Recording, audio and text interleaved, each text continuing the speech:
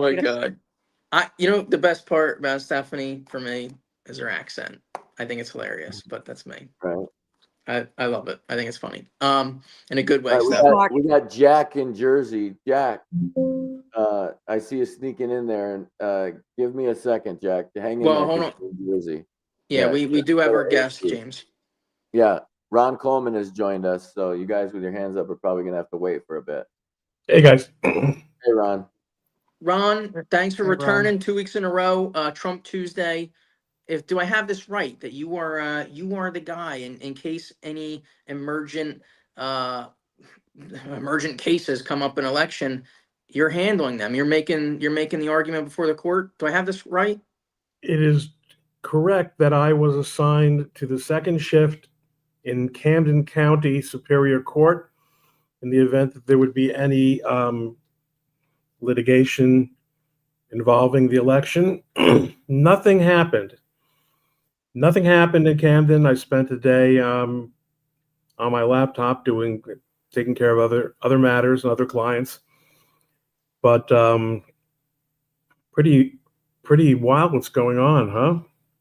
Yeah. So we Ron, we've been we've been discussing the numbers. So it appears that it's a blowout. I actually had Mikey Sherrill, but I told everyone, I said personally I thought 6 to 7%. She's apparently running away with this thing. But I just want to check in with you real quick.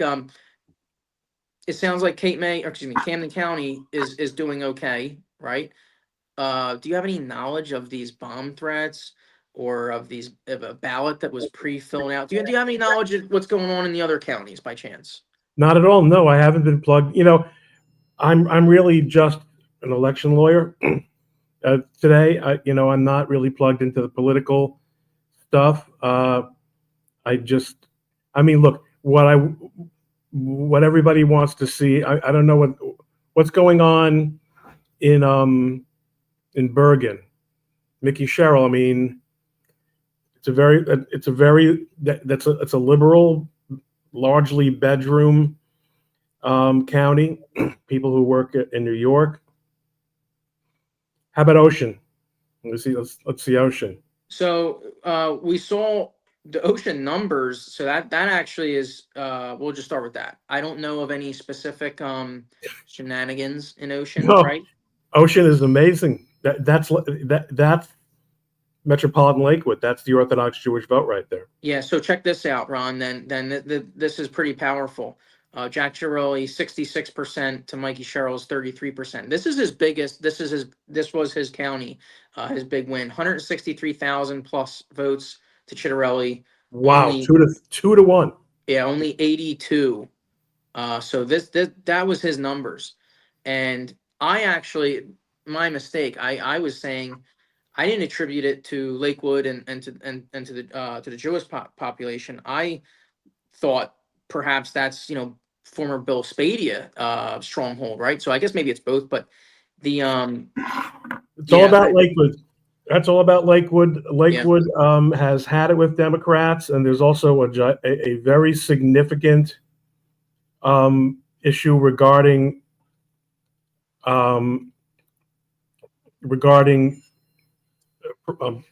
private or religious school tuition that the Democrats are not expected to be helpful with, and that motivated voters in Ocean County. But it's pretty disappointing to see how things are going.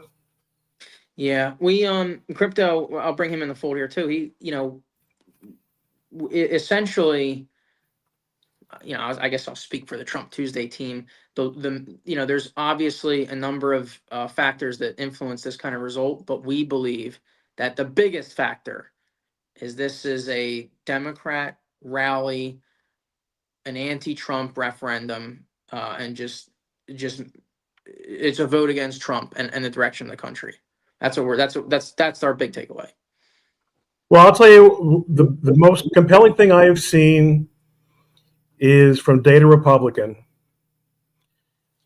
It's a structural problem. The machine that spends billions of dollars to employ tens of thousands of civic engagement coordinators, in quotes, can dominate low turnout elections. Nothing more, nothing less. GOP has to accept this instead of trying to take away silly lessons like we lost because we didn't compromise enough. Data Republican is one of the smartest people on the internet. She understands that this is structurally, Republicans are in red states are going to lose red elections. I mean, and blue states are going to lose blue elections. Mhm.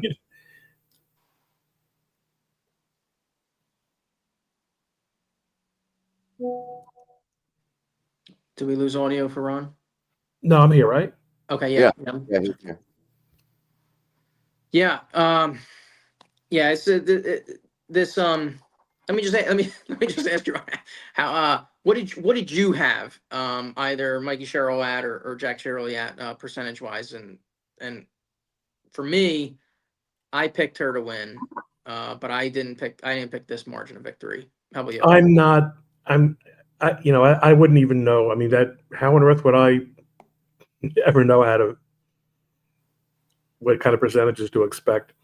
I guess I might have expected 55, 40, something like that.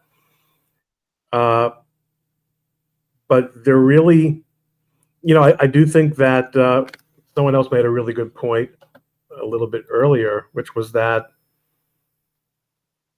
we have to keep in mind, we have to really deal with the point with that we're not going to always have. Oh yeah, it was Bunchy. If your excuse tonight is Trump's not on the ballot, so we're still fine, that's not fine. Republicans have to figure out how to win elections without him because he's never going to be on a ballot again. Yes. So yeah, two things. Yeah. The Republicans are going to have to think of a post-Trump world, which, to be honest, as far as the ballot goes, you're already in it. Like you said, he's not going to be on it. So they do need their own new way in a heads-up race, like we saw in Jersey, right? They're going to need that. And then I guess on the national, I guess in the present tense, I would say President Trump and the GOP, they need to rally behind him even more. In other words, he needs to accomplish as much as he can in this time period, which I think he's doing. I think that's his attitude because results like this do not look promising. And if you think about, what 4 years from now it will look like in an election, which would be a presidential election, uh, even with great presidential results, he's just not going to be on the ballot. So I don't know. I think you're right, Ron. Would you say that he was particularly active in backing up statewide candidates? Not as much as I wanted to see. I wouldn't say that he was. I wouldn't say that he was. Yeah.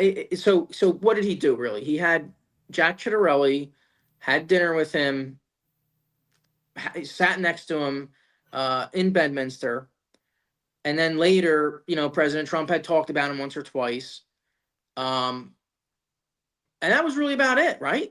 Maybe a tweet or two, but Ron, I said way early on, I said New Jersey needed to be a national election, national attention, including from the White House. And big picture, I think ultimately there was not enough effort, GOP wise anywhere. But it definitely, I think they chased a shiny object up in New York, Mamdani, and they didn't focus on New Jersey. I don't think the White House did enough. I really don't. Now, perhaps they say maybe they have better wisdom than me, and they say we knew he wasn't going to win, therefore we're not going to, we did more than we even wanted to. I don't know. I really just don't know, Ron. But I agree with you. I don't think he did enough. But that still doesn't, in any event, solve the problem, which is that you're not going to have Trump forever anyway. And I mean, going back to Data Republican's point, I'm not so sure that people who are voting, I mean, to vote for Cheryl, a vote for Cheryl really means you just don't give a shit. Mm. You really don't care about policies. Like it, this person is so awful Like these are the people who vote for Kamala. These are the people who vote for Hillary.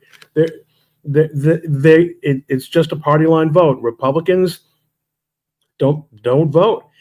Listen, these are the limitations of democracy. I do think there is something about federal elections that gets people more motivated. But this is, for New Jersey, it's disappointing. I really looked like Jack, who really had a chance. I really did think he had a chance because he came so close 4 years ago. Yeah. That's what I thought was like, no, if we learned what we learned 4 years ago, and here you can't blame Curtis Sliwa like in New York, I mean, there was nothing standing between Jack winning, Jack and the governor's mansion, but Republicans. Mm-hmm. Yeah, let me send it over to James. Then we'll check with crypto. James. No, I 100% agree with what Ron said. Right? Like, think about that. Jack almost won just a few years ago, and then this in the presidential election, we as a Republican Party overall said, look, New Jersey is now a swing state. They just became a swing state. They got within 5-point margin. How do you not stack all these things up and then do nothing with it tonight, right? And just get shellacked. I mean, that tells you that the problem is structural, exactly as Ron's point was. The problem is us. We're not in the party, building the party, doing the party apparatus things. Well, okay. I mean, one thing, James, I can tell you is that, I'm not too involved in state politics. Yeah. But I can tell you, New Jersey's GOP, like New York's GOP, is a dumpster fire. Right. It is a bunch of. It is a. There are interests that are not party interests or political interests, but are rather pecuniary interests. There are many Republican power brokers, especially in South Jersey, who are very comfortable with the Democrats winning. Right. They have basically, cut up the territory for their own interests. Yeah. Same thing, Pataki. I always remember Bob Costello telling me, Bob Costello, who was Rudy Giuliani's lawyer, used to be my partner in a bunch of law firms ago in New York. He said Pataki destroyed the New York GOP because anyone of quality who threatened his dominance of that state's Republican Party, he put the squeeze on. Frankly, listen, I'll say this much: a Republican governor in New Jersey would have probably had a very hard time. It's not like the executive in the federal system, where the president has this tremendous power, and he's got the foreign policy power, and he nominates judges. As Chris Christie demonstrated, when Republicans, began to lose power in the legislature in New Jersey also, there's not all that much a Republican governor can do if he hasn't got the legislature behind him. And guess what? The people in New Jersey don't want it. They are happy being led by the nose, taxed infinitely, greatly, enacting all kinds of woke policies, teaching transsexuality to children in public schools, being run by the teachers' unions. That's what the people in New Jersey seem to want. So that's what we got, just like New York. Yeah. Yeah, it's pretty bizarre that the whole East Coast is just going to go down this slippery slope here, and it just doesn't seem like there's anybody interested in stopping it. Just sorry, just the way it kind of looks, right? I mean, you got to look at what just happened. I mean, look, Yeah, I mean, not to be offensive, but I no, mean, James, I agree with you. I mean, another difference I think between looking at the federal system versus what's going on statewide in any of these states is that besides the difference in the executive power at the federal level compared to states, you also have the fact that federal the federal government the federal Constitution, the United States Constitution, is much more of a stopgap over bad policy than the state. The state constitutions are either ignored by state court judges and justices. That's actually pretty common, or they just read it the way they want to. They're not subject to the kind of national scrutiny, and the judges are not nearly as good. Plus, you have a lot of elected judges. So I'm saying two things. One is that we should be careful. Well, I guess I'm saying one thing, and there are different aspects to it. In fact, this is something that, as I'm talking to you, I'm formulating, and I think this is a quotable quote. We cannot analogize from state court, from statewide races to national politics. right. The mechanisms are different politically. The mechanisms are different in terms of governing. The issues are largely different. This, at the end of the day, is an off year. People are motivated by national politics in a way that they're not motivated by state politics, and it doesn't mean that we should not care, but it does mean that I wouldn't deduce from this anything about the midterms. Yeah. I think that's a great point, not to over extrapolate what we learned from state races and think that it applies to midterms where everything is on the line. I mean, like, this is tiny local issues in a lot of ways, most of the time. I mean, granted, you do have some things like Mamdani happening in New York City, which is going to be straight up socialism. But look, to be honest, not the first time. Ron knows what I'm talking about. Go back to 1975. They did all this shit before. Okay, so New York survived. The country survived 1975. We're here, everybody.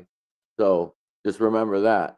Okay, like, even though that might seem so dire for New York, it might not be as dire as you may think, especially when it applies to trying to extrapolate what happened there and saying, well, that's a bad omen for the midterms. Why? Right? Like, so that's the answer. The question is why. I still think it's horrible for New York, but I don't live in New York. So do I really give a shit? Not particularly. You know?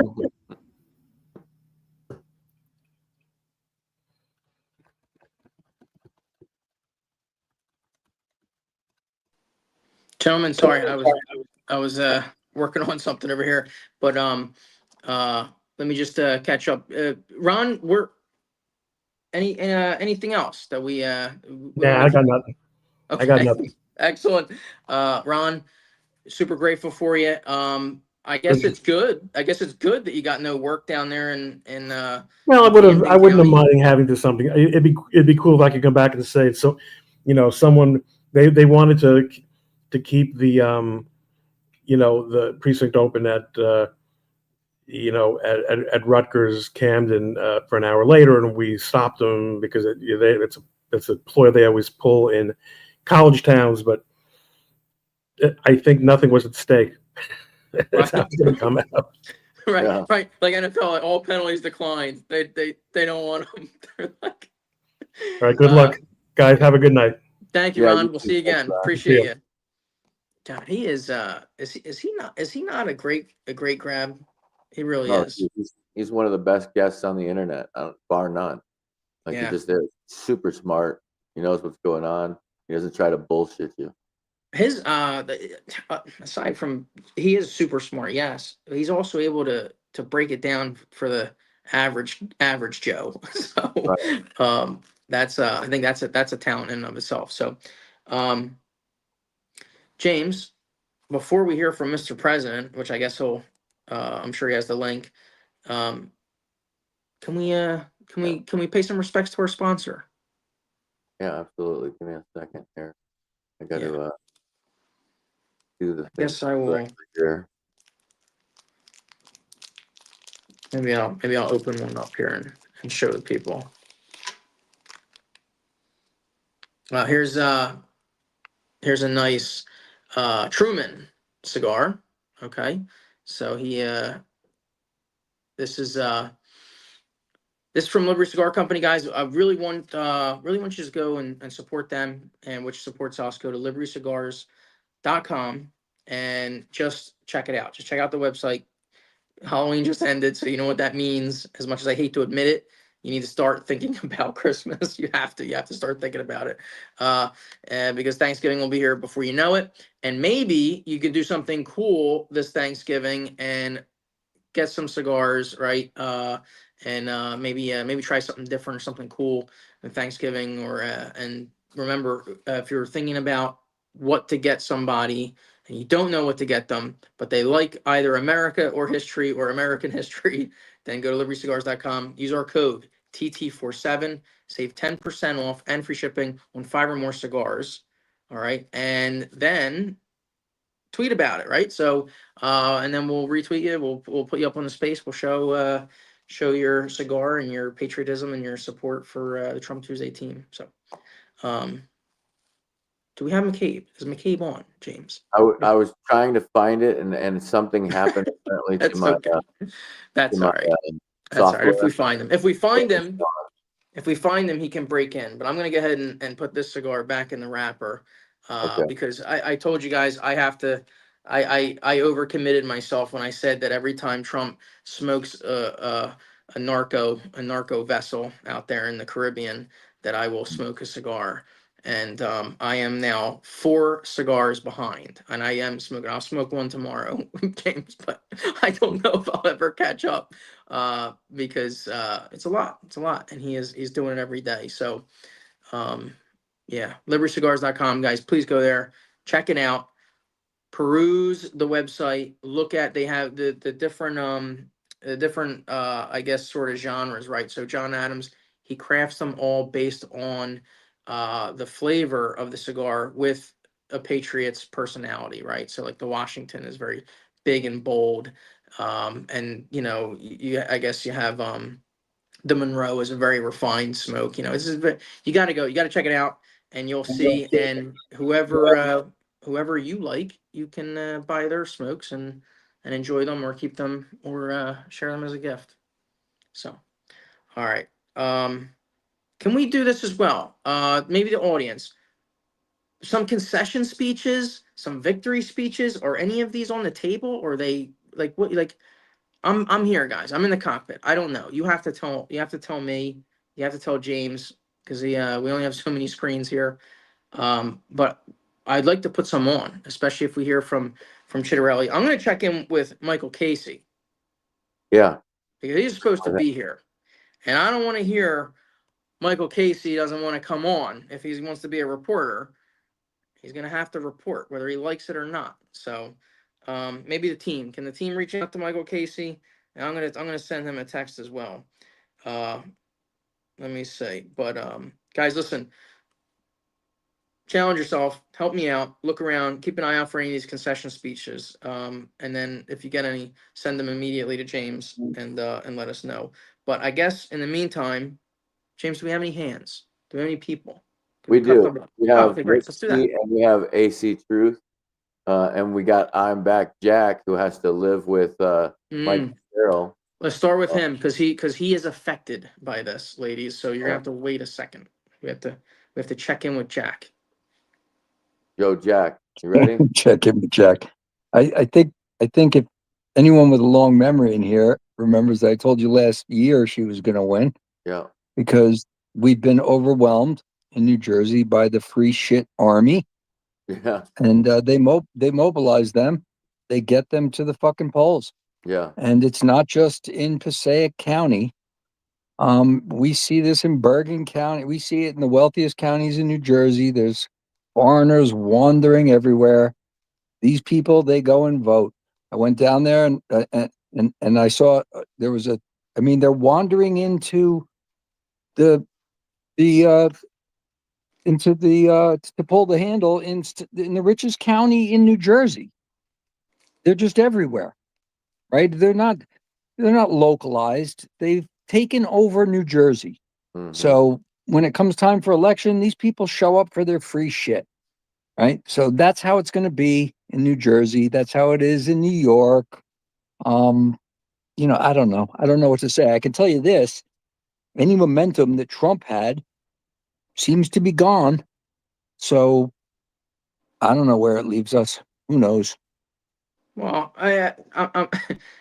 he, what do you mean? What he's not on any ballot. You just mean support wise. You just mean Oh, don't play with popularity. me, Mark. Sorry. Mark, don't play with me. No, I'm serious because I guess let's translate it to the present day. Does this mean that he's going to be weak in this shutdown? Does this mean that he's lost, he's lost odds? His hand has become weaker. What do you mean? I think it is a referendum of sorts on Donald Trump, particularly because he did um, endorse Citarelli. So, to sit there and say, no, this has nothing to do with him, I don't know. There was zero momentum behind Jack. So it's either a mistake to have endorsed him, right? Or we're not propping up the right candidates, whatever it is. Like that guest, your guest you just had in here said, Yeah, it's a fucking Ron dumpster Coleman. fire. Yeah. It is a dumpster fire. Yeah, And it's been like that for years here in Jersey. So I was actually a little surprised that we turned a little purple there during the presidential election cycle. What I saw today was run of the mill. It's exactly what we normally see in Jersey, and the turnout was exactly what we normally get. Jack, I think it's even worse. So I go think it's ahead. even worse. I think it's even worse than normal. Like I said, I actually thought Cheryl would win 6 or 7 points. I didn't think this margin of victory. So I think it's actually worse. Well, let me pose the question to you then. If if Trump has nothing to do with it, why did we just suffer an even more spectacular loss than we expected? No, I think no. I don't know if you were here in the first hour. That's all we were saying is the Democrats are highly motivated. This is an anti-Trump message. This is an anti-Trump vote. Yeah. This is Yeah, no, it's not. I would Yeah. agree with that to some extent. The only other thing I would say is when the Democratic Party mobilizes the free shit army, they vote. Mm. That's the problem. I would just We say don't. this, like when I had the unique perspective of literally embedding with Mikey Sherrill's team as they canvassed a few North Jersey towns, and I spent significant time, you know, with them. I was absolutely blown away by the professionalism, the technology, the coordination, the communication. They had it was like a well developed military operation, right? And I actually later had a conversation with Mikey Sherrill in a diner when we ran into each other again, and I needed something to tell her, right? Because I didn't, and I told her that I said I just the professionalism, and I saw not one law broken. And Jack, to be honest, they didn't need to. They didn't need to. They were so well oiled. Yeah, They were just I believe that. I yep. believe that. I also wonder if Trump's endorsement of Citarelli wasn't a little too half-hearted. There's a It lot looked there. So completely half-hearted. it goes back to the dumpster fire, Yeah, right? yeah, yep. I don't know what we were thinking, right? To even think this guy had a chance. I don't know. Well, New Jersey, this is the weird one. This is where it gets tough. I'll put it this way. Do I think Jack Chiarelli could govern the state of New Jersey? I do. I do. Do I think he would do better than Mikey Sherrill? I do. Do I think that he's probably he's the greatest and he's the chosen one that should lead the state of New Jersey? Probably not. Right? I don't. I think he's made a series of mistakes in his political past. I think his position on Trump until recently, shows that he has his judgment. His judgment isn't what I would agree with as the best for New Jersey. However, that's what the dumpster fire of New Jersey GOP went with. So that puts you in it puts us in the position that we are in tonight. It's very obvious, guys. It's very obvious. So um when And I'll part with this. They're yeah, not Donald Trump, and the Yeah. voter knows the difference, Right. right? So Yeah. so we think that, oh well, if Trump won, all the other Republicans should win. No, the voters know the difference, Right. right? They don't like Shitterelli. Right. They love Trump. There's a difference. yeah, Yeah. yeah. And as someone who does follow Trump and watch Trump, I also do believe that his endorsement of Jack was I guess required.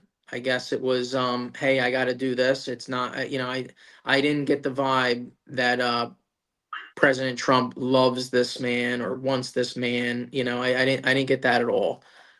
In fact, Yeah, what did they it was do? half-hearted. It was a What did they half-hearted do? endorsement. He had Jack. Jack was there at Mar-a-Lago, excuse me, at Bedminster for dinner, which he had to hop on a helo and go right away. Like it's not like it was. He didn't unveil him in Mar-a-Lago. They didn't come down the escalators hand in hand. They didn't do anything like that, right? It was nothing at the White House. It was at a little table in a little ballroom in Bedminster, which is a beautiful place, by the way. uh, but yeah, it wasn't the all-in endorsement. And by the way, there were grumblings in New Jersey. Trump's coming back. He's going to do a rally. He's going to do a rally for Jack. It's coming. He's coming. He's coming. He's coming. Didn't happen. So, yeah. I mean, you guys Yeah, make of that what you will. yeah, they only did tele rallies for Jack. What is You it? What know, is it? yeah. What is a I've never even tele-rally? seen a tele rally. What is a tele rally? Yeah, it's where he's the guy, like the voice on all the robocalls. Yeah. It's Trump saying, "Hey, you better get out today and vote for Jack." You know. Okay. Well, Yeah. Jack, looks like you and me in New Jersey with Governor Mikey Sherrill. So Yeah, now we just have to make sure all these people escaping New York don't drive up the real estate too high around here. Yeah. Speaking of that, Miss Right G into has your her hand up. house. I'm moving right in, Jack. Make the bed up. High thread count. Get it ready. And for Mr. Crypto, who feels he could not pay attention and join in on Trump Tuesday, I'm just letting him know I'll be wintering at his house. There will be cooking. It won't only be meat. Me and Vin are going to feast up. I'm going to spoil Judge and Oliver, and he is going to make me a bed with an even higher thread count. I am disgusted. It's a bloodbath, Mark. I had high hopes for Jack. I thought we were going to be able to do this. I thought you all were going to take on Staten Island. I am disgusted. I'm Mark. I had said I was going back to an independent if we got slaughtered in the midterms. This is a bloodbath. I'm not waiting. I'm going back to being independent. The GOP does not represent me. They do not make good decisions. They also, they left us out hanging out to dry. that's Period. just They that's are immoral. not in it to win it, Mark, and I don't like a loser. Like I am a winner, and I've been saying it for years. The Republican Party is always 100 steps behind. Listen to what you said about Mikey Sherrill, how her events were top notch and professional because they invest the money. The DNC and the rich donors invest the money. And on the right, you have weak, unprincipled, feckless representation. That ain't for me. Like this is enough. I don't, I really, I am dumbfounded and speechless. I cannot believe what is happening. I just can't. And the fact that people, I hear people all over this app and they talk and whatever, and everybody got their wish. All those, patriotic conservatives, let it burn. Yeah, well, guess what? Watch what's coming now that New York City got taken. Yeah. I'm just putting that out there. Yeah. And I'm going to be ha-haing and dragging people left and right when you all turn into what New York City did. I am just so disgusted with this weak, feckless, just no enthusiasm. None, not even the voters, they sicken me. The whole entire party, top to fucking bottom. I don't mean to curse. Excuse me. I can't even tell you the level of disgust I'm feeling right now for the right. Period. I'm done. Stick a fork in me. I'm out of here. And when I mean out of here, I'm not leaving New York yet. I am leaving the Republican Party. They will never get a dime from this household. I don't care what happens going forward. They are not worth it. We watch over and over, and don't forget what's going to happen on the 5th. Over and over and over again, the left outwork us. And there's still a bunch of losers on the right. I'm done. I don't know how you all ain't bugging out. I am so disgusted. Thank you, Miss Chi. Yeah, it's well, I am just looking as the numbers come in, and obviously Mikey Sherrill is the projected winner, but it's 56-43 with 81% of the votes in. This is like um what is that? That's 10 and 3. That's 12, 13, 13%, 12, 13%. It's a total domination. And like I said, I thought 7. I thought 7. This is just and Sean Farage thought 2. This is just um but let me see. James, can we check with the people in the hands, and then I think we might have to play something. But remember, Okay. guys, make it brief because Cat we might have said the president. Virginia went every county blue. That's just not true. It's on the screen right now. Like maybe you mean all the key counties like Arlington and Virginia Beach and Richmond, but look, most of the state is actually red for Winsome. So she took most of the counties. The majority of Virginia counties went for Winsome. She just didn't win by population. So all the major population centers went for Spanbergers, which that's the name of the game, right? But don't think that the whole state went blue because that's just not true. That did not happen. Even Well, though, James, yeah, they're on the path right now for a possible supermajority in the House. They are winning across the board. yeah, I understand the point, right? But she didn't win every county. Like, just yeah, I know it's not good. I'm not trying to say that there's any upsides or bright sides to this. Um, there's just not. But uh, you didn't get completely smoked. AC Truth, you still get Dickens back as your mayor apparently.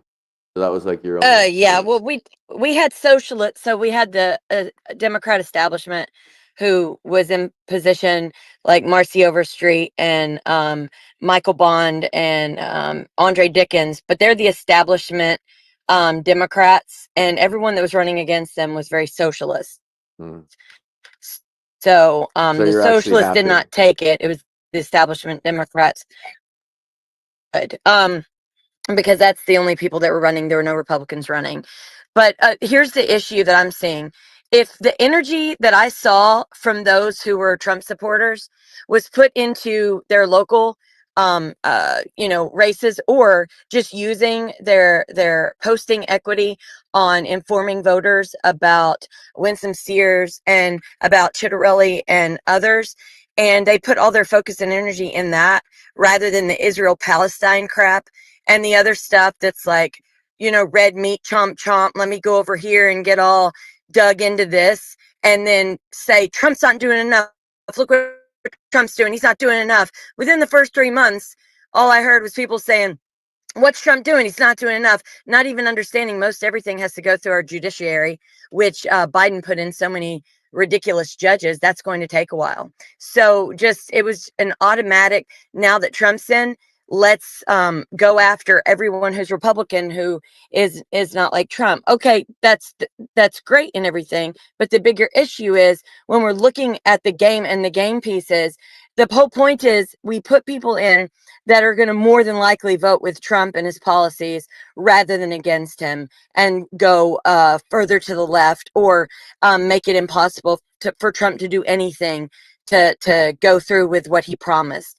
And so it's like people wanted to play cards that weren't ready to play yet and demand things that you couldn't demand until a year or two out and not focus on what was important, which was this election and then the midterms. And then after that, then focus on those issues that are more aligned with who are you lining up with, who are these individuals, and then force those who are in office who were in the majority of Republicans to vote as the people wanted, and then hold them accountable for if they voted with any other way or they put another country above America.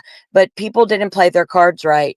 It was more about conspiracy theories. It was more about, hey, look, who is this one donor that Trump has? That's ridiculous. Rather than putting out information about these individuals who did fight a good fight in blue states. Remember, these are blue states, and they were fighting an uphill battle to begin with. So it was not ever going to be easy. But if all of those in those states were going to push for them and actually put feet on the ground and push back, then they could say they put their all into it. But if a majority of the time they're on spaces and they're out there, they're talking about everything and they're barely talking about it, that's fine. But here's the issue. If you're not going to vote for the establishment Republican, and then you get left with the far leftist or socialist or the person who makes your life miserable, raises your taxes, and totally craps all over your constitutional rights, then you probably should have gone with the establishment Republican instead of just let it burn.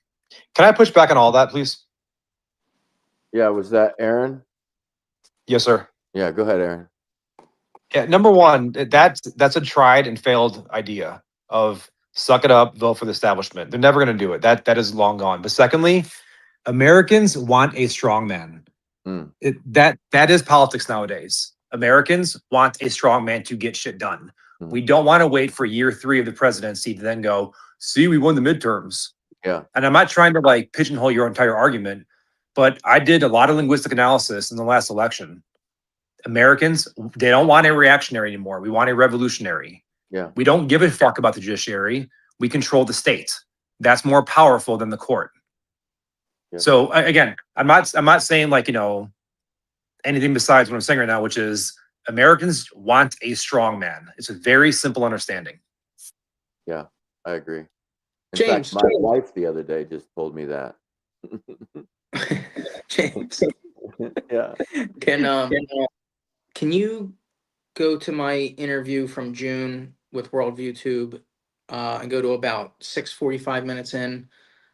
I think I don't know. I guess I want to show the Trump Tuesday audience that I might have been right about something. I'm not sure. And I think if let's just go there. Let's just play it because I think that people need to hear this as far as the future with America, right? We had our friend Cliff that says, "Hey, it's Jersey. Hey, what's the big deal? Hey, I'm down here in South Florida." So maybe about 6:45, 6:50. Does that look right on the screen right now, Mark? Yeah, it's the right one. Yeah. If you find the spot about 6:45, 6:50, we'll play it for maybe a minute or so. What'd you say? 6:45, 6:50? Yeah. Okay. Rash threat, and she's not beating the extreme drums we've seen from other Democrats. So that's why she's saying about. But you don't think she's going to be able to win the governorship, correct? I think she is.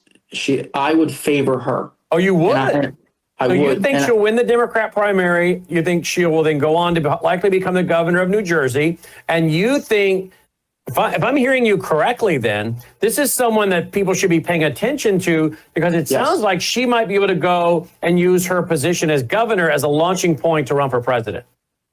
Yes, that's the very long path. But what I'm trying to do is, your audience is very conservative, so to them, I'm sounding the alarm. Okay, she is, I think, a major threat. Is how I would put this. A threat to our freedoms, our as a country. Yeah, and a threat to continuing the America First, continuing the GOP, whereas trying to get New Jersey red again. New Jersey is primed, and she, as I see it, is the biggest threat to take that away. So let me ask you this: do you think she would come on my broadcast? Because I'd like to interview her. I asked Trevor Loudon today. I said, Trevor, why do none of these liberals, Islamists, Marxists, globalists, whatever they are, why do none of them take me up on my offer to come onto my show? I'm a nice guy. I've never mistreated anybody on the air. I mean, anyone that's listened to my radio show for a gazillion years knows that generally if people call in and disagree with me, as long as they're not lying, and hurling lies or slander at me, as long as they're reasonable, in their presentation, as far as, again, not sitting there just lying about me. Because if they come on and they're just going to personally attack me, then obviously I'm not going to tolerate that. But if they just come on and say, hey, I disagree with you, here's why. My audience listens to me on radio notes. I give those people the whole rest of the show. I will spend more time with them than I will any other callers because it's good radio, number one. Yeah. So thanks, James. I don't know. I just wanted. But number two, I want people to. I just wanted to put that out. I attempted to report honestly and sound the alarm to the audience, which is predominantly conservative and GOP, and it's disappointing the end result when I found it so predictable. I watched the whole thing, James. So anyway. I don't know. I guess I just wanted to reflect and go back and go back to when I saw this train in motion. No, you called it right, and so did Jack. And Ron made great points earlier about, look, don't overthink this, guys. This doesn't have almost anything to do with national politics other than it motivated some Democrats to show up to the polls because they hate fucking Trump. And these people are just super negative people. Like, that did fire some people up to show up for sure, 100%. But mostly, as Jack put it, I think it's, what was it? Let's get the free lunch army out there. No, it's the free shit army. There you go. The free shit army. Yeah. So. Yeah, I remember earlier here, guys, when I posed that question to Crypto and James, and I said, is a Governor Mikey Sherrill going to move more center, work with the federal government, work with President Trump? No. I really didn't have the same level of analysis you guys did, and now you've turned me. I don't think so. I think the momentum. She doesn't have any reason to. She has no reason to. Yep. Right. She doesn't need to, and her vote total is high enough that she can flip Jack the Bird twice. So, Yes, this is a huge flex for the Democrats, and honestly, I would say it's a problem for MAGA and the America First agenda. Because now you have to, you lost ground. You don't have an ally. New Jersey. Again, I said this. It was primed. It was an uphill battle, but it was a winnable battle. For any number of reasons, this result is so disastrous. They got slaughtered on that hill. Yeah. Mark, I got breaking news. What's up? And I hate doing that. Alvin Bragg just won Manhattan again. Wow. Sorry. Mark, Yeah. I'm literally hearing tears right now. Stress eating, chicken fingers at 10:18 at night, something I would never do. I am that disgusted. And I just want to, correct James on one thing. That's why I had my hand raised. James, this election, especially in New York, is national because it means everything to the rest of the country. And not because it's where I'm from, it's because we are the financial capital of the world. Right. As New York City moves, so does the country. So if in any state or city it was national, it's what happened here, what went down here tonight. I am so sick. I literally, no joke, people, I want to cry. I Yeah. am like on the verge of tears, miserable at the right, and I want no part of it. I'd You- rather be a leftist lunatic. At least I'd win, because if what we've seen in the past 4 years, in the past 10, give me 10, in the past 10 years, what we've seen didn't fire up conservatives. Y'all a bunch of losers, and I ain't a part of that. I'm just saying. Yeah, Miss G, I guess I've said it for a couple months now. New York City is not ready, and apparently New Jersey's not ready either. So ready, right? So I'm not I'm not gonna take ownership there because I am in the Garden State, but New York certainly is not ready to be serious, and there's a number of reasons behind it. But ultimately, when I say that, I'm talking about the popular. I'm talking about the popular vote, the numbers. Um, it is just not ready. If they keep electing Alvin Bragg, and in this case, Mandami, and you look at who he was running against, New York City is not ready. It still has to fall. It still has to fall lower before it can start its rebound. It's just not ready. So, sorry, sorry to hear how upset you are, Miss G. Um, I tell you all the time. I don't know your personal life, but I would say maybe move. Maybe move. You got Florida, you got Texas, you got Georgia.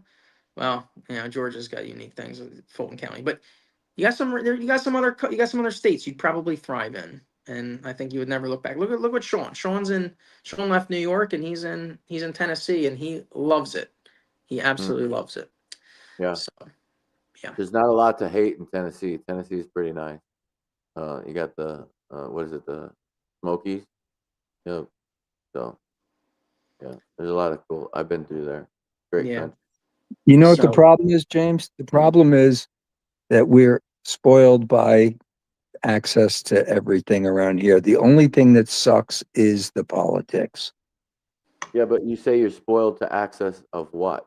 Outside of your family, like setting No, your family aside and your roots. I'm Well, with, within Yep. an hour, I could be at the beach, the mountains, a lake, the woods. You got everything going on around here. It's Yeah. nice. You have Yeah. sports teams. Other You than got other than culture. You got the ocean, arts. You got the theater. yeah. Other than the ocean, I have all that shit here too, and I'm in Utah. I get it that Are you serious? yeah. You didn't just compare Utah to New York City.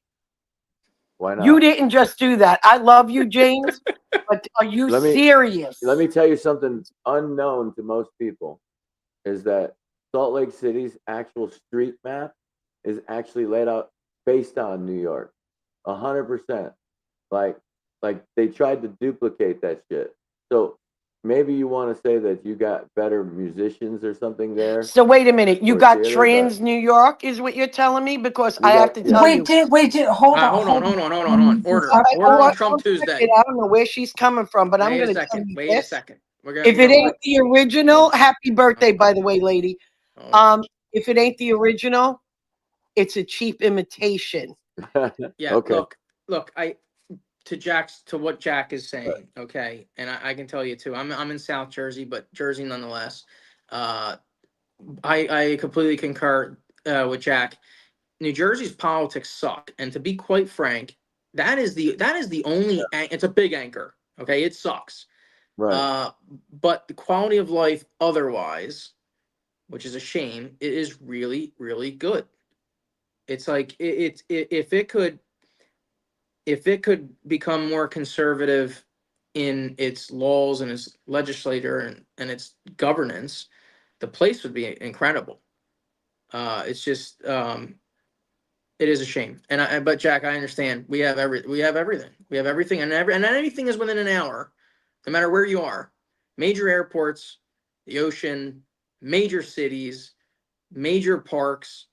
And 4 seasons. We get 4 seasons.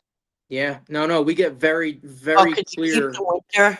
Very clear delineated 4 seasons, one of which I hate, winter. Okay, not a big fan, but we do get them, right? And we do get true Four Seasons here, and yeah.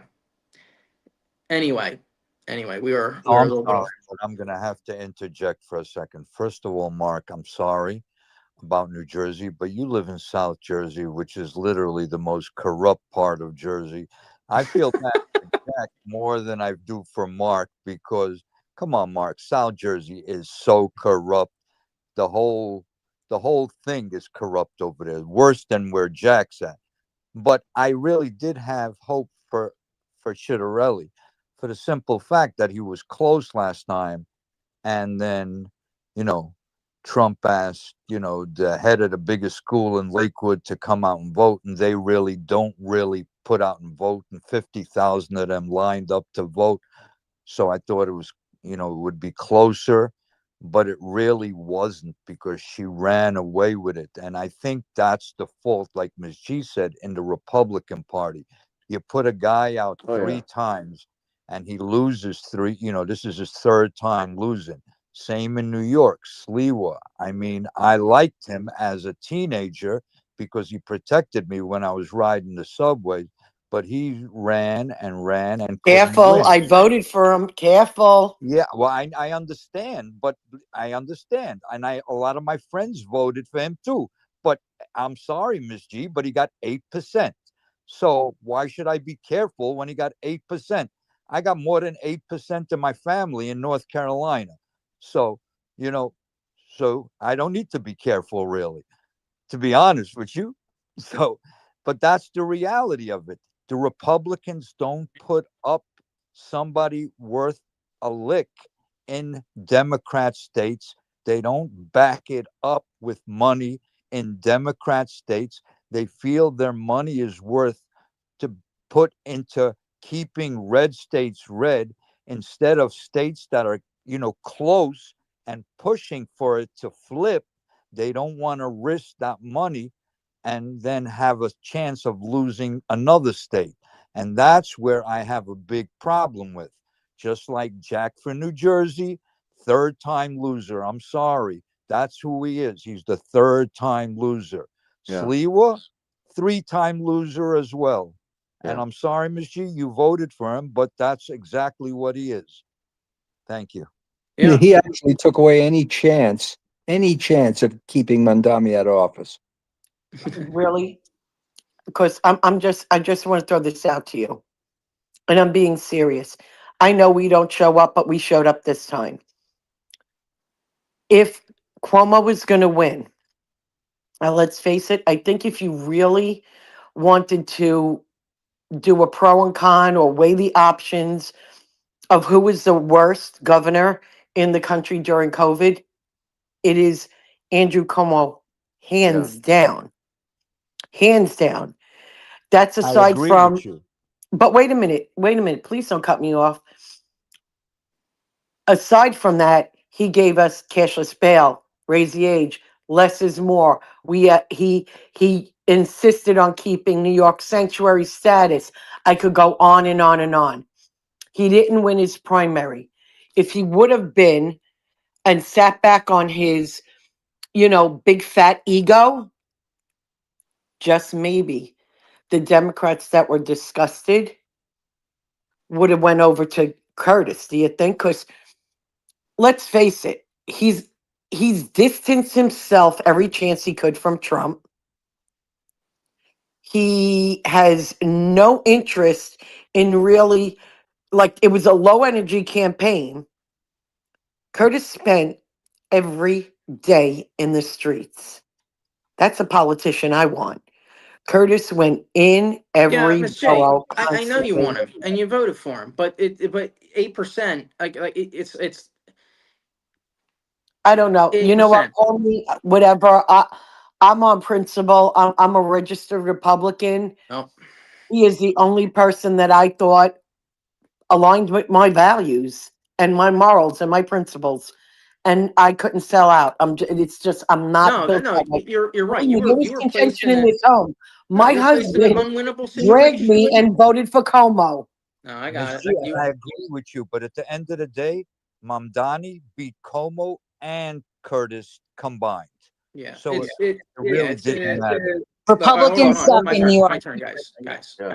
Guys, I get it. New York was placed in an uncomfortable, unwinnable position because of the masses, because it wasn't ready, because a communist slash socialist or whatever is popular right now in there, and it's like it is just Miss G. She is placed in the worst possible position, and she went with a fatal vote. Okay, proverbial fatal vote, uh, and that's notable and commendable. And like the other gentleman, I think is Rob. Mark, you knew Como wasn't winning. I stuck with my principles. Yeah, My no, husband said, it's commendable. you What I'm know, saying he is, texted me today, Mark. you were placed in a no-win If Como situation, Miss loses G. by 1 vote, you better get your ass on a free Yeah. bus and find where you go. You were in a no-win situation. But let me see. Because I can't see, Lou. Are there any more hands? Or how about Miss G? Are you there? Is there any more hands? Because I'm trying to be fair to all the people I don't even see.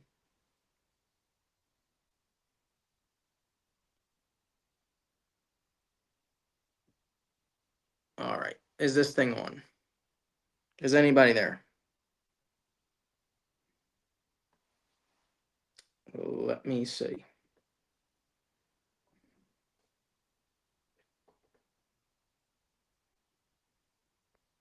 If you guys can hear me live show, bear with me.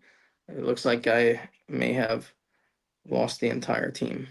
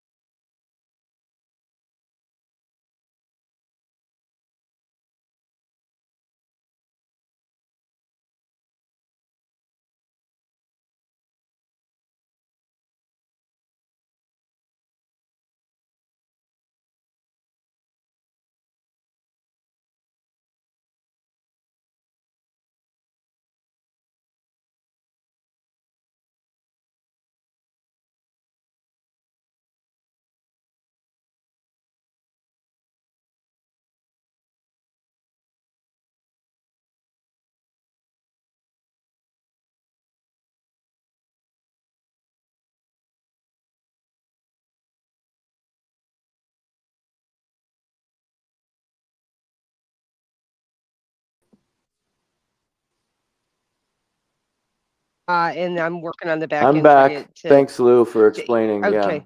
Sorry. Okay. You guys have to understand. Yeah, James, can you let Mark back? I did. He should be back. Sally, just to get back at you really quick, I thought he was trying to compare the nightlife and all that we have, available to us in the tri-state area. I didn't take it as, he was comparing, the situation where, you're getting your own fair share of, illegals or whatnot, and increased, I guess, crime. So if I misunderstood, I'm sorry. We do not have increased crime. We are the second lowest crime rate, but we are having the same influx of immigration, and we're not a sanctuary state. So I think that's what I understood that he was talking about, because Utah does not have a nightlife, so we could not compare nightlife to New York City. So that's what I took it as. Right. Okay. 100%. So real quick, do we have Mr. President yet? No. James. No. Okay, so real quick, I do want to throw something in here, and then we have a couple other hands if we can do rapid fire, you guys, because we are waiting for Mr. President to show up. I do want to say real quick, I understand New York, I feel, is maybe in a similar place. I'm sitting in Virginia tonight. I don't want to hear a word out of New Jersey. We just elected a guy to be the top law official that wants to literally assassinate his political opponents. And we have elected a governor that was part of the CIA. I don't want to hear shit from New Jersey tonight. Okay. Virginia is in a worse position to take out of the blue, okay, than what you guys got down there. Just throwing it out there. Well, you do know the governor is higher than the attorney general, right?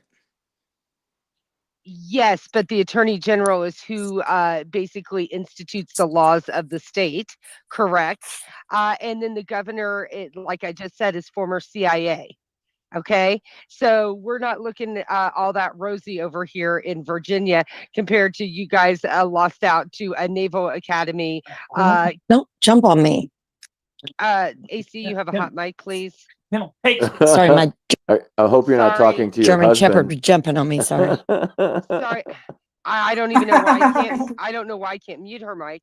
But anyways, so I'm just saying there are some tragedies that are happening in other states beyond New York and New Jersey. I do think New York is pretty prominent because, as you know, New York, LA, and Chicago goes the rest of the nation, and we see now that all of them have extremists as mayors. But we do have a couple other hands here, and I gotta just scroll up real quick. Looks like we have Patrick. Go ahead, Patrick. All right, I got a couple things to say. So, if you all recall, hopefully James is here and can hear me because I'd love his input. So, Yeah, I if can you all hear him. recall, Brandon Strzok talked about the kind of populist movement in New York City.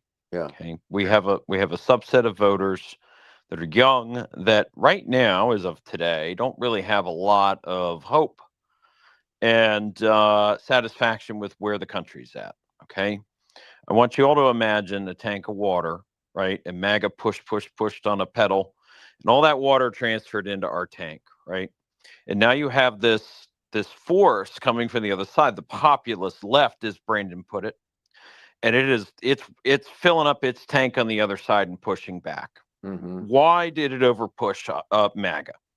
In my opinion, okay, you've got Trump doing a lot of things without tangible results. Tangible, not that the results aren't there, but they're not tangible to the average voter, especially that younger voter, right?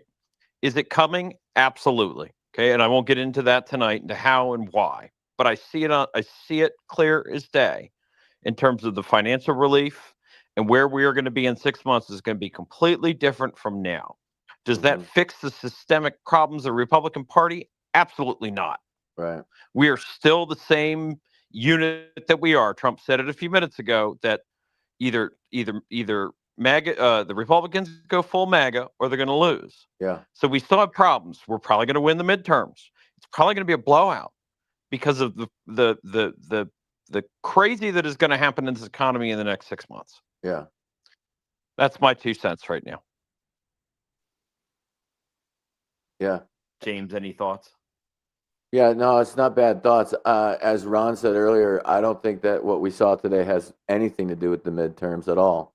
I just don't. I think Ron was spot on with that. Like, can some lessons be learned over time for people? Sure, of course. But let's just look at what happened in New York City. Remember, we spent the last 25 years with the tagline "Never Forget." Apparently, the people that actually live in New York fucking forgot because they just fucking hired Mamdani. Insane what they did. Yeah, never forget. They fucking forgot, and it's about James, they're transplants and illegals that voted for him. 100%. No native It's New not the Yorker same people, voted for James. Mamdani. Yeah, I didn't Not say the it's same people. I didn't say it's the same people. I understand, but New York as a city, think about where they went. Right, it took the complicity of the people that were there to make it happen. Right, like, and those people were like Cuomo, like Miss G pointed out, biggest scumbag out there. Like, I don't even know how you let the situation devolve to that. That's the point. Hey, James. I get it. Yeah. Yeah, I just want to because I don't see all the people. I just want to make sure that we don't leave any hands. You know, if we try to clear out some hands before Mr. Yeah. President gets here, or We we run cleared out of time, everybody out whichever one except comes for first. Buck. We cleared everybody but Buck, but he's the black guy, so he doesn't count. Just kidding, Buck. And for anybody else that doesn't know us that might be watching this on replay, these are just jokes between people that know each other. Okay? Like, that's all it is. So don't get your panties in a bunch. But we do have Buck. Buck, what do you got? So I wanted to run it back and kind of look at the game film, Coach, if that's okay. What were the stats for Citarelli between this election and the last election? Well, he almost won his last one, and this one he didn't even fucking come close. He got smoked. So how many votes? What's the vote differential? I don't know. Is it You can 500,000 look votes? Is it 50,000 votes? I know the election's still Buck. probably being counted, but Yeah, it's still being I counted. mean, Right now we're at about 400,000 votes, a little less. okay, so 400,000 votes. Okay.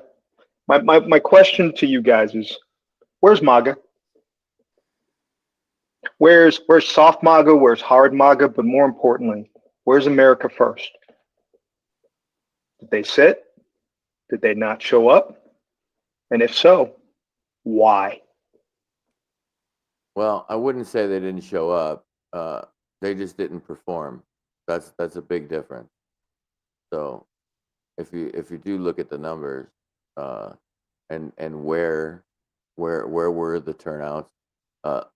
The Jews showed up and did their job, and Dominated in Ocean they County. dominated. 100,000 more votes for Citarelli than Cheryl. So the Jews did their fucking job. Nobody can blame the Jews this time. Okay. So What are you getting at, Buck? You saying, Mag? Why don't you put your own math together? Are you suggesting MAGA is done, MAGA is weak, MAGA is not participating? No, What are you getting at? no. I'm saying this could have been a warning shot fired across the bow. Mark, I don't think you can disagree that there was a broad coalition that was going MAGA, right? You're not gonna move the country or the needle of this country, especially for some of the foundational issues that we've got to fix, without building a broad coalition. And I think MAGA was doing that. But I also think if you look back at the last 10 months, there are some things that just haven't been delivered. And you have to look at this broad coalition and ask yourself, are people looking at the game for what it is on the ground right now, even though we're in the first quarter of this game, and saying, you know what, I'm going to sit on the bench for a little bit? Because the plays that are being called by coach, I'm not behind them. I think there's some truth to that. I don't know how big or how small that number is, but I think there is some truth to that. Some people, the country as they see it was saved last year by electing President Trump, and I think that there are some people that, especially we're talking about the Garden State, we're talking about New York City. These people, you're probably right. There's probably a significant percentage of people who are happy that they elected Trump and that they're sitting the play out. I think you're right. I think they sat this play out, or this quarter, if you will. I don't doubt that. I don't disagree with you. I don't know how big or how small that number is, which I guess that's what you're trying to look at versus. And that number is super easily obtainable. I'll look it up, Buck. All right. I'm going to send it back to James, but I'll look it up and see how And many again, I'm people. not trying to be lazy, Mark. I just know you're pretty good with the stats, so I thought you just might have them in your back pocket. Yeah, I right? didn't, No, but I no. see your point. I see the point you're making. I don't disagree with there. Look, the reality is this: there is certainly a number of people who voted in the last presidential election in New Jersey who did not go out and vote this time. I don't even need to look that up. We know that's just going to be a fact. But I think there's probably a telling number is just this margin of victory between Mikey Sherrill and Jack Ciattarelli, which that margin of non-participation probably is a part of that, a fracture of that. But She brought a machine. She brought a machine and she ran a methodical campaign. How do I know? Because I followed her sometimes 3 different locations in one day. And she was my pick. She was my pick and I was right. Not to be special about it, but I saw with the other clowns and I called them clowns because they behaved like clowns. She didn't behave like a clown. You may not like her politics, which is fair, but her campaign was a machine. And I think that Jack Chiarelli's momentum in the last 5 minutes of the game was impressive, but it wasn't enough. So it's just what it is. Anything further, Buck? Well, it's like paying the line, right? So again, you said you thought it might be a 2+2 underdog, right? I think you saying somebody else. I think it was Sean Farash was Yeah, saying Sean probably had 2. I had 7. 7. I between 5 and 7. I said. Gotcha. So I had them flipped, right? So you guys, again, you both calling the dog, right? But this was a blowout. We've gone from a 2-7 dog to a 20-point dog, right? No one saw that coming. Right. There's something underneath that. True. That's all Yeah. I'm saying. No. I think And who if, was it that if folks don't recognize that there is a war going on for the heart of the party, yeah. then just keep pretending nothing's wrong. Yeah, but we don't have to have anything to do with what they do on the left side there, Buck. Like other than have a response to it. But I think it was Jack that brought it up earlier that this is what happens. That this is the popular left that's destroying the Democrat Party as we've always known it. Just like Trump destroyed the Republican Party the way we've always known it. This Mamdani type movement, and this is not a one-off, right? You got Bernie Sanders, AOC. We've been talking about this for a time. Like this is the direction that the youngsters want to go on the Democrat side. They think they've got some new age magic that they're smarter than all their parents ever were. So this is their new age magic. This is leftist popularism that you're seeing. That's true. I agree with that statement 1,000%. Yeah. And so do I. But I would say you've given them no alternative. What are you talking about? Nothing. We've given them no alternative. Well, again, you heard a lot of criticism about the Republican candidate that was running in New York, right? Again, if this is the best you're going to bring to the table, right? And I mean, you're not really giving them any alternative. Right. I don't disagree with what point you're making right here, but this is what Ron Coleman addressed earlier with Data Republican, trying to point out the Republicans have a structural problem. It's the same thing we've been talking about. We've been trying to convince people for years, Jack knows, that we've said, get your ass off the couch and go be the party. Go become the party. Go get your ass to the meeting and you get into the fucking party and stop letting these fucking blue-haired 90-year-olds that don't know what the fuck's going on run the party. Right? That's what has to happen. So you're right. This absolutely exposes a complete systemic failure of the party and the party apparatchiks. Right? Just real quick, James, there's some gatekeeping from the GOP. Yeah. That's a problem. Yeah. So. Yeah, guys, I think this post-mortem is pretty good because if you do it broadly, very broad, we're looking at leadership. We're looking at leadership, the GOP, obviously the state of New Jersey and New York City. New York City, I just keep saying this, guys. I'm sorry, they're just not ready. All right, sorry if that offends you, G and company, but they're not ready. New Jersey, there's hope, although the numbers don't suggest that from tonight. But I know the feel, I know the vibe, I know the state, right? My entire life is here. But the overall theme that you guys are all identifying is the state, New Jersey, GOP is, as Ron called it, the dumpster fire.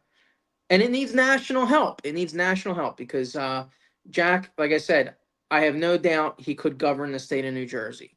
Okay, but candidate wise, he got annihilated, and he's a 3-time loser. Not to be mean. Okay, I met Jack. He's a nice guy. I like Jack, and like I said, I voted for him, and I believe that he could run the state.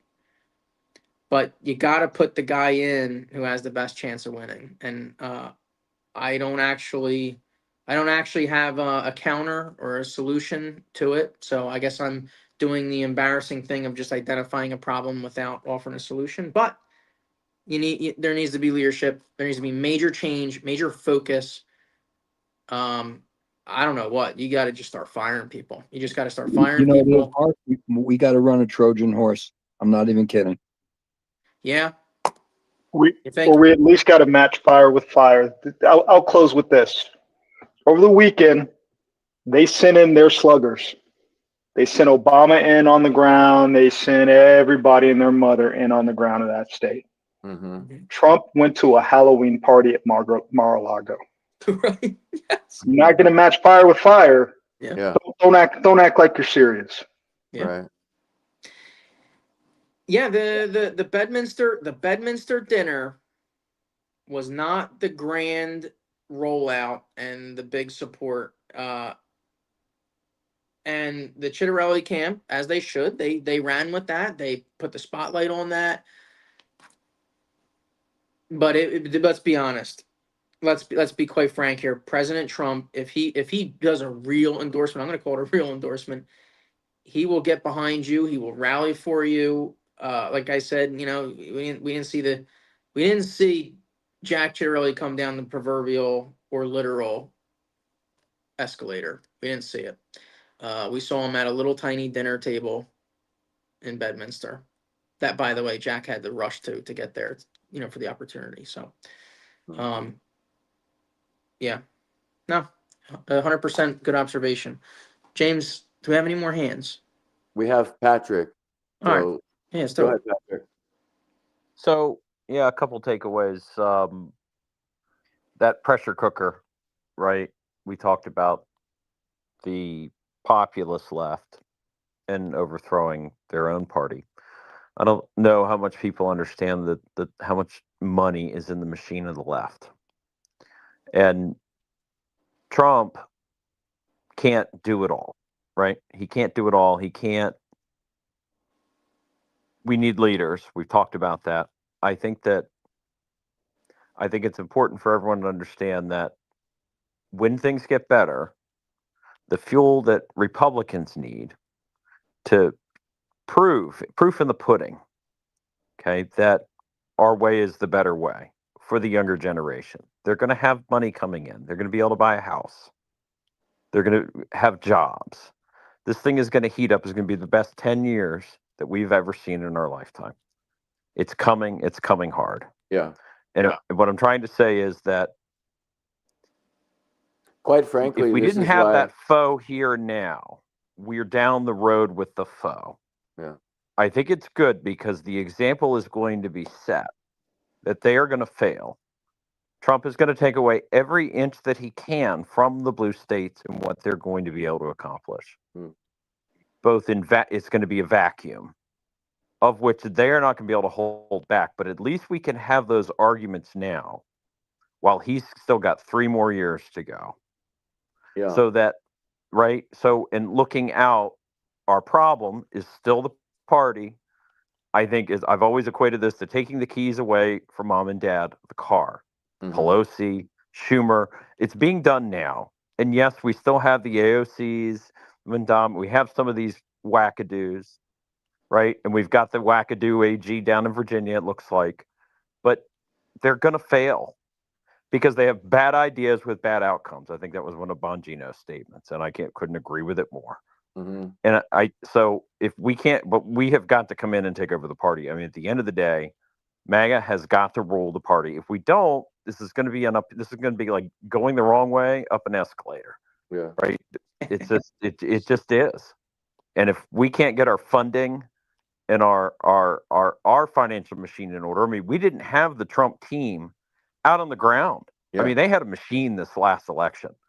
That money and those folks were not there in these states there just isn't enough momentum to get those apathetic voters out in a midterm. There just isn't. And I think Virginia is a very, very, very good example of that. Is a perhaps a bit more moderated state with a more spread out area of Appalachia all the way to the beaches up to DC. it is a very good representation of America, in my opinion. And I think, anyways, I'll land it there. I know you guys probably have some things to say. No, it's a good point, right? Overall, long term, like is where you have to look. Like I pointed out earlier, for those of you that are going to be stuck in New York, this is 1970s New York all over again. The same program, same things are going to happen, and they made it out the first time, right? They survived, and obviously so did America, right? And obviously it led to one of the greatest mayors New York has ever seen in Rudy Giuliani, right? Like look at the time frames, look at the history of the city itself. You know, like this is not the first time New York has been under these socialist programs. In fact, these socialist programs are preeminent in almost every single city in the country, right? That's why we talk about how blue city crime is so fucking high. That was the exact problem back then that eventually led to people actually realizing, dude, we got to switch this bullshit. And so, finally broke away from those blue socialist policies in most of the cities for a long time. And then it's just rearing its head again. Because why? Because the young generation always thinks it's smarter than their parents. They always want to rebel and do stuff and say stupid shit like, "Oh, they just never did it right. We're smarter. We're gonna do it right this time." Okay. Good luck. Hey, James, Yeah. I am going to send you Mikey Sherrill's, I'm assuming victory speech. Okay.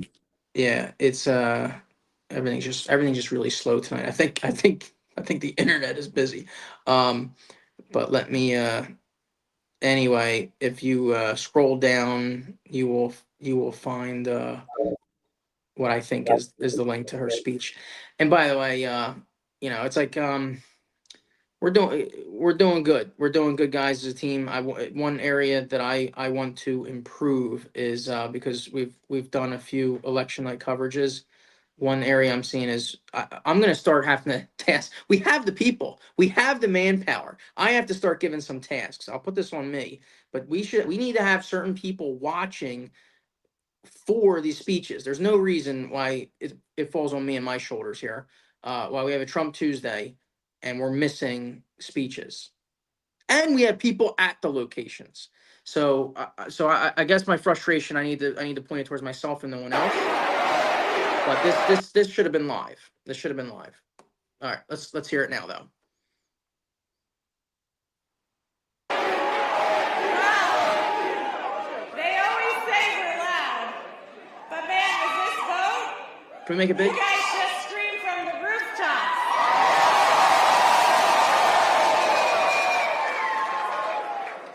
And people around the country have heard you. I hear you too. This was a tough fight, and this is a tough state. But I know you, New Jersey. We love you! And I love you. I've fought for you. I've spoken with thousands of you over this last year. I know your struggles. I know your hopes. I know your dreams. So serving you is worth any tough fight I have to take on, and I am incredibly honored to be your next governor.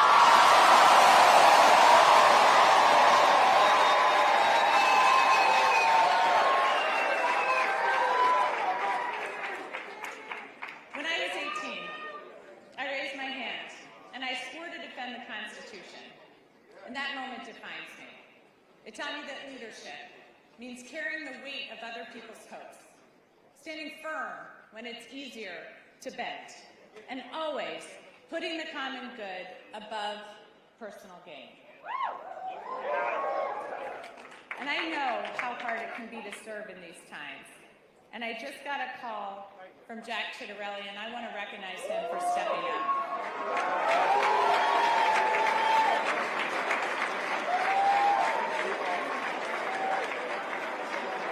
And all of you know, I love our history, and our state motto has always stuck with me. In 1777, New Jersey was one of the first states to choose a motto. Anybody? Liberty and prosperity. I'm going to get some more civics education going. We'll get that known by all. But it was a demand for freedom from oppression and a commitment to creating better opportunity and a better future. That idea has defined us for almost 250 years. We fought for liberty at the crossroads of the American Revolution, turning the tide for our young nation at the battles of Trenton and Princeton. We offered prosperity as we built the nation during the Industrial Revolution. We've been the cradle. All right, James. My people. I've motivated the team. They're now telling me Mandami is live. So let's do it better than. Well, sorry, Governor-elect Mikey Sherrill. We're gonna go to Mayor-elect Mandami. Mandami. Mark, real quick. I sent you a DM. Make sure your phone's on wide spectrum and Yeah, I not know what voice that means. isolate while you're playing audio. What? Yeah, we'll have to deal with. Make sure Thank your you, phone Sally. is We'll have on to deal with wide that later. spectrum and not voice isolate. I don't even know what any of that means, or how to deal with that. So, thank you. Well, I'll try to seek your advice after this. Let me see where this link. I hope that doesn't mean I'm coming in poorly, Sally. The audio is breaking up a lot, so I was just trying to give you some advice. Thank you. Okay. I'm not sure. Sally, I'm the one that's putting out the audio, right? Oh, okay. I did not know that, James. My Yeah, apologies. yeah, Mark is I will not sit playing down. the audio. I'm playing the audio out of the software. All right, I don't see anybody have a link here. Is anybody Yeah, it's sending all a link? right. It's sent in the chat. There you go, James. Okay. But yeah, Sally, thank you. I just didn't know anything at all. Don't know what that means. Sally knows the biz. Yeah. I just yap.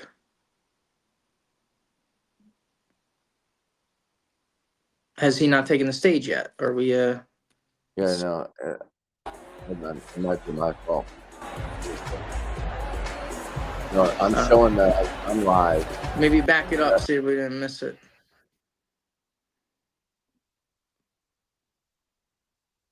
All right, let's go back to the beginning.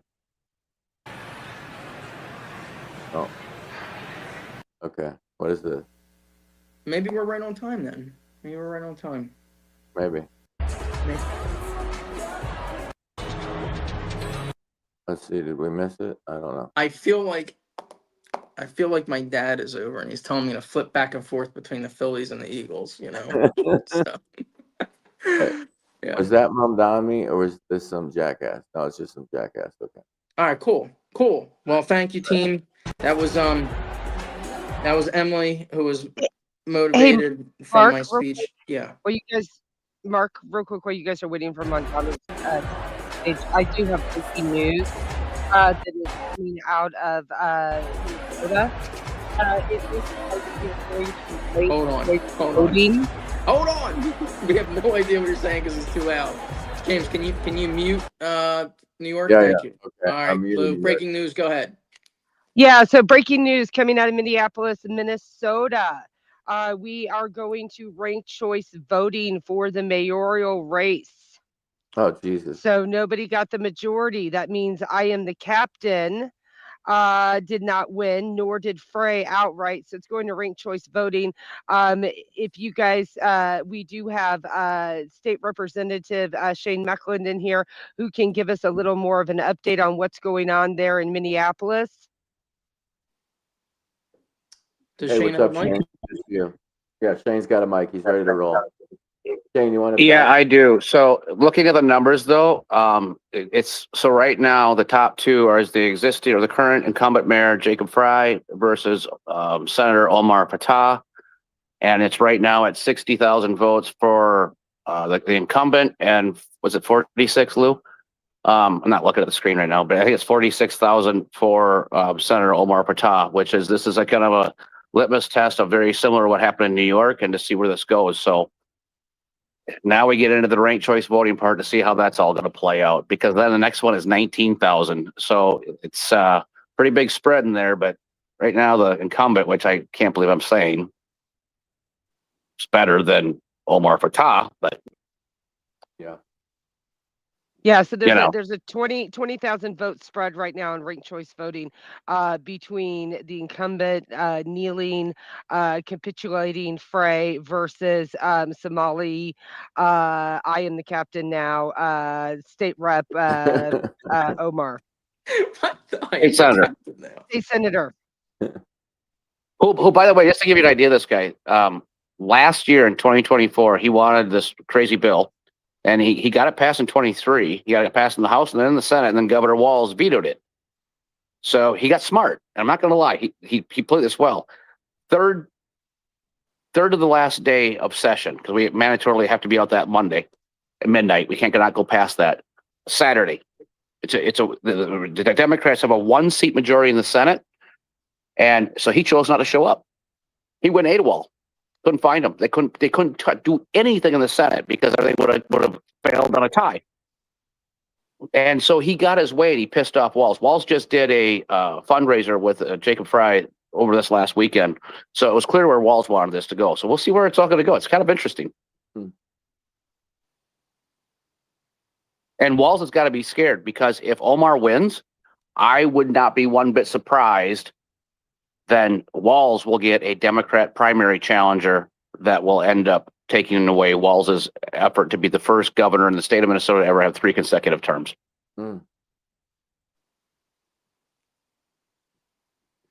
James, So, I little think update. we may have the president in the room.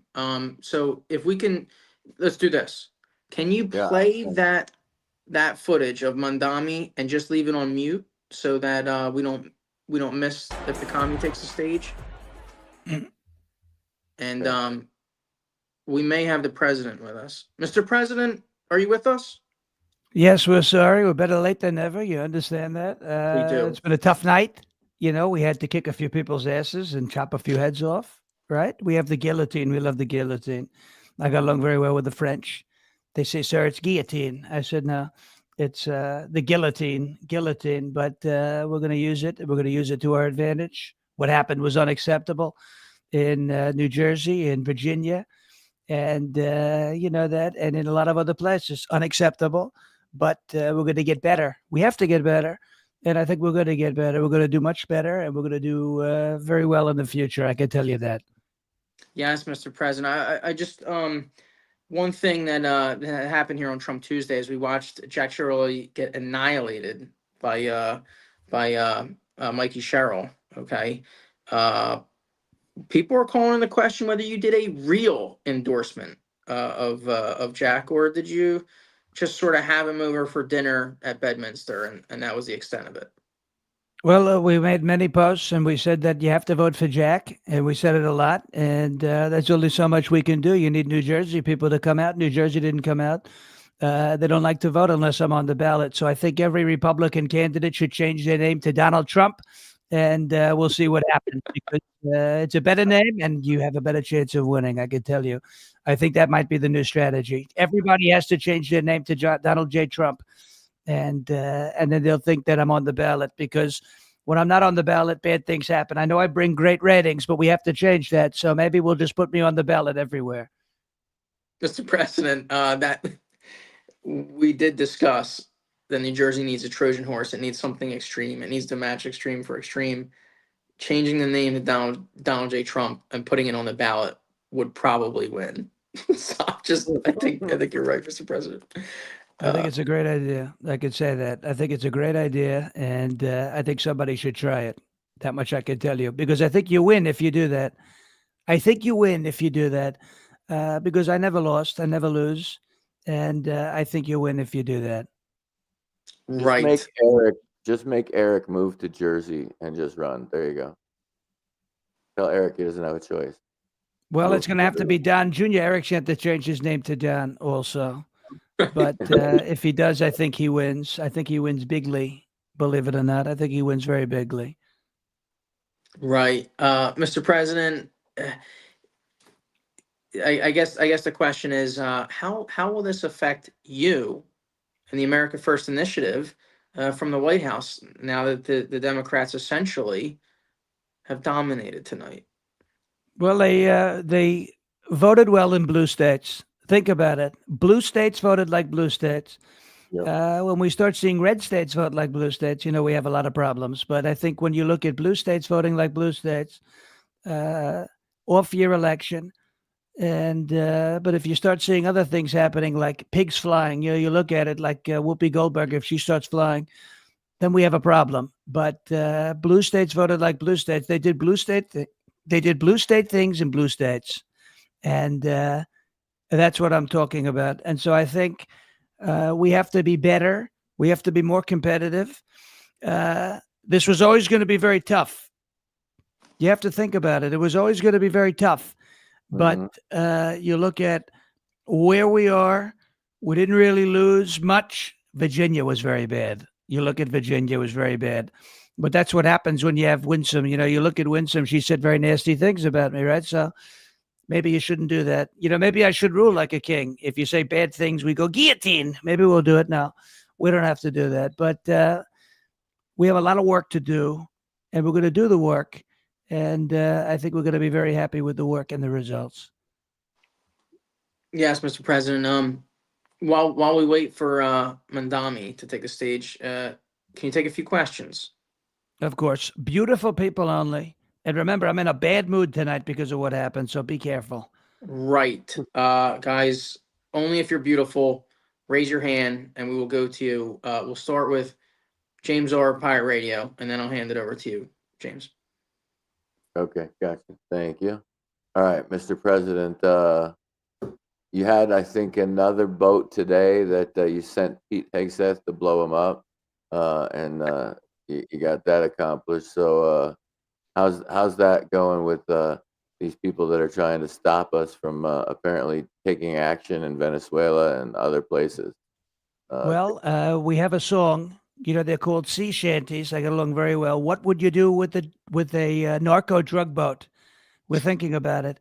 And we just blow them the hell out of the water, right? What would you do with a drunken sailor now? What would you do with a narco drug boat? Think about it. It's a tremendous song.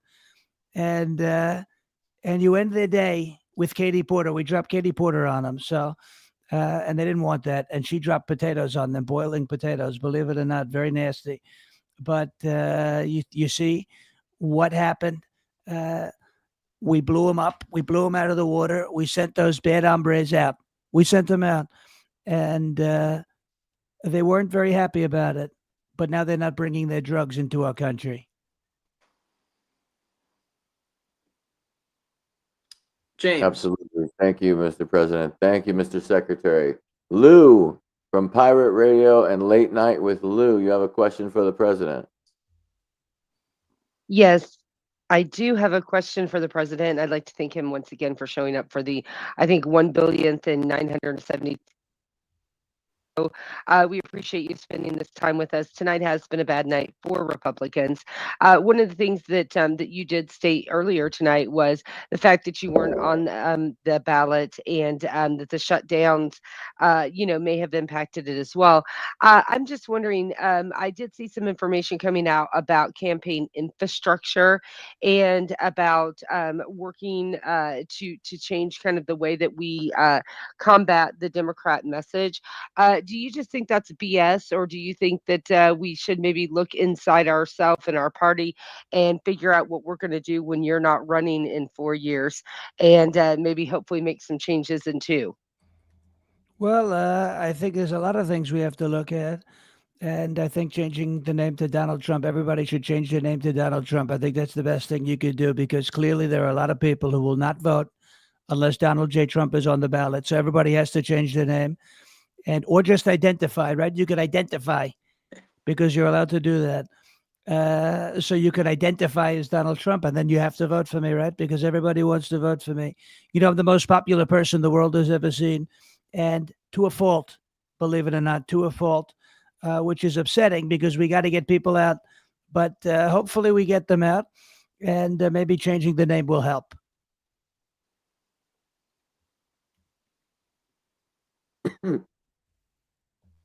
Somebody in our chat already said they're going to change their name, but they also have to change genders in order to do it. So, Well, we don't want you to do that, but you could do that if you want to do that. Think about it, right? You could do that, but as long as you're not a child. You look at Bruce Jenner. He doesn't call himself Bruce anymore, but he's still a guy. So all you have to do is put your name Donald. Who cares your gender? Your name has to be Donald J. Trump on the ballot, and you'll win. It's a guarantee. speaking of changing genders, Uncle Buck, you have a question for the president? Yes, sir. Thanks for the mic, James. Good evening, Mr. President. Just out of quick curiosity, just given the communist movement going on in your home city of New York, how much of your property, real estate, personal possessions would you be giving up to the government of New York? We're going to give up none of it. They could take it from, well, we don't want to say cold and dead because that's not a nice thing to say. You know, we've had those problems, but they could come and take it.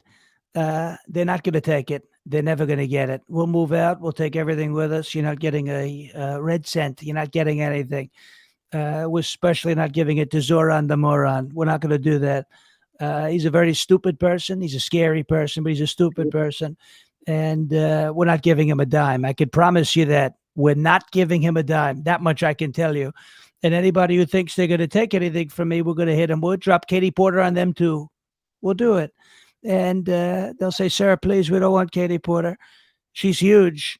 You know that she's huge. And we don't want to have that happen. But we'll do it if we have to do it. But we're not giving anything to Zoran the moron. It's not going to happen." Good to hear. All right, Stephanie from the Shade Room, you have a question? Yes, James, I got two short ones tonight. So, Mr. President, it's good to have you back. So I just want to say, with J.B. Pritzker running the Illinois like it's an all-you-can-eat buffet on spending, do we need? We lost her. My next question is, We didn't know- hear the are we- first question. You're gonna have to repeat it. cartels- You broke up. Oh, Do unfortunately, let me answer. yeah. Mr. President. Can you repeat it? Well, repeat it. Stephanie, I'll tell you something. I'll tell something to Stephanie. She's a great person. She said J.B. Pritzker was running the state of Illinois. J.B. Pritzker hasn't run a day in his life. Look at him, that fat ass. He's a big guy. You look at that. He's never run a day in his life. He's a fat slob. Can I call him a fat? No, we're not going to. He's a fat fuck, right? We could say that. We could say that. You know, we're in a salty mood. We could say whatever the hell we want. You know, Candace Owens just said worse. So I could call him a fat slob and a fat fuck, okay? We're going to say that. But Pritzker, he's never run a day in his life. He's running it like nothing. He's walking the state of Illinois, maybe crawling, maybe rolling. But he's certainly not running anything. He's never run a day in his life. Your second question, Stephanie. Want to make sure we're clear. Okay. And so are we fighting the cartels or playing Battleship Narco Edition? Because every time we sink one, two more pop up with the yacht and a soundtrack. Well, we're dropping, you know, we say it's like Battleship, right? I-13, it's like bingo, but it's like Battleship. You know, you do the coordinates and you drop a bomb. And we're 100 for 100. We keep hitting. We never miss. You ever notice that? We never miss. And we take one out. Another one pops up. We take it out. Another two pop up. We take them out. Another three pop up. We take them out. And we're going to continue to take them out. We're not going to stop. We're not going to stop taking them out. These are very bad people. These are nasty people. And now they're dead people. That's the best part. They're dead people. They used to be living people. Now they're dead people. And they're not going to come back, right? And so if you don't want to be a dead person, don't try and sneak drugs into our country. Thank you for your attention to this matter.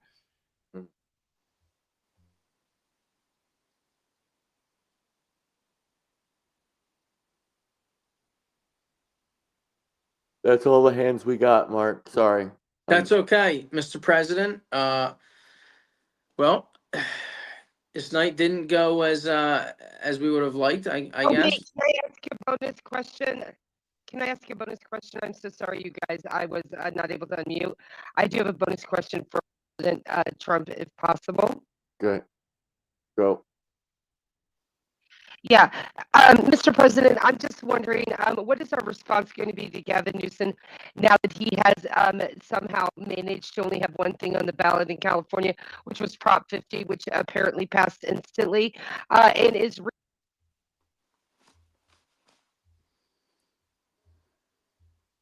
we want to say to Patrick Bateman. Well, I missed the bulk of the question, but we don't like Gavin Newsom. He's a horrible guy. And I don't really know Patrick Bateman, but I think he doesn't like me very much. If I'm not too mistaken, he doesn't like me very much, but nasty guy. I can tell you that. Here comes Mom Dami. Very nasty person, too. Very nasty person. Stupid person. Yeah, Mr. President, feel free to make any comments as we listen to Mr. Mandani in his victory speech.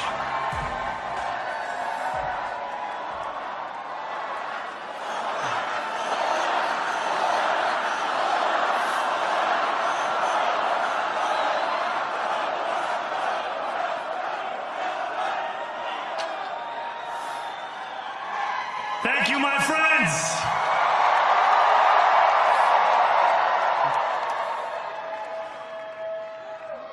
The sun may have set over our city this evening, but as Eugene Debs once said,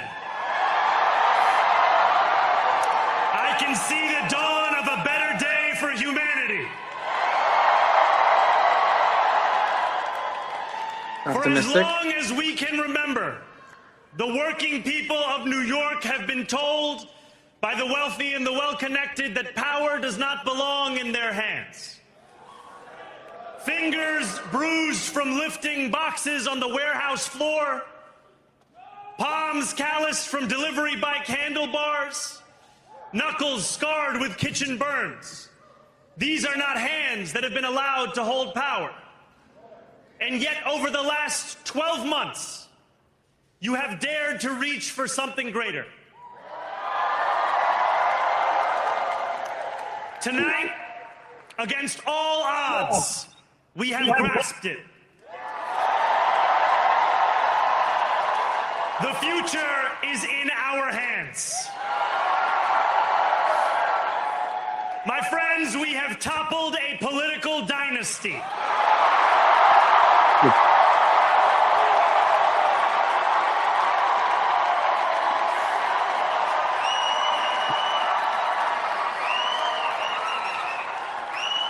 I wish Andrew Cuomo only the best in private life. But let tonight be the final time I utter his name as we turn the page on a politics that abandons the many and answers only to the few.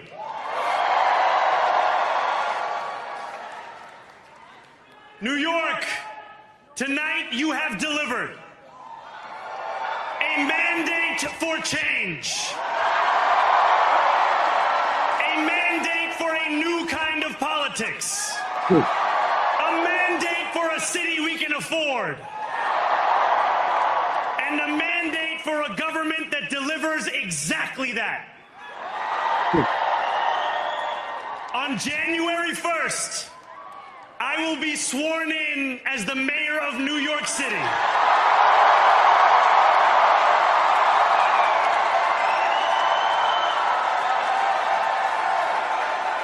And that is because of you. So before I say anything else, I must say this. Thank you. Thank you to the next generation of New Yorkers who refused to accept that the promise of a better future was a relic of the past. You showed that when politics speaks to you without condescension, we can usher in a new era of leadership. We will fight for you because we are you. Or as we say on Steinway, ana minkum wa ilaykum.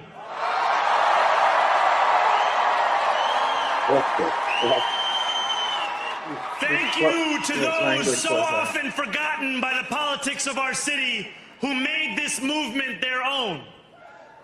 I speak of Yemeni bodega owners and Mexican abuelas, Senegalese taxi drivers and Uzbek nurses, Trinidadian line cooks and Ethiopian aunties. How about Americans? Yes, aunties. To every New Yorker in Kensington and Midwood and Hunts Point, know this. This city is your city, and this democracy is yours too. This campaign is about people like Wesley, an $11.99 organizer I met outside of Elmhurst Hospital on Thursday night. A New Yorker who lives elsewhere, who commutes 2 hours each way from Pennsylvania because rent is too expensive in this city. It's about people like the woman I met on the BX 33 years ago, who said to me, I used to love New York, but now it's just where I live. And it's about people like Richard, the taxi driver I went on a 15-day hunger strike with outside of City Hall, who still has to drive his cab 7 days a week. My brother, we are in City Hall now.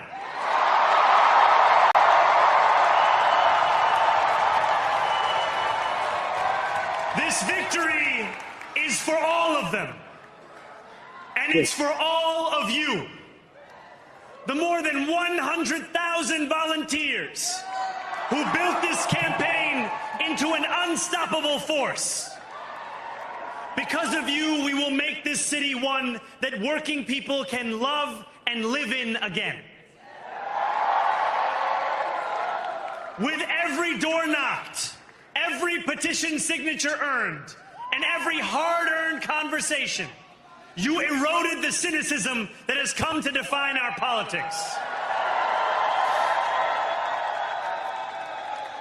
Now I know that I have asked for much from you over this last year. Time and again, you have answered my calls.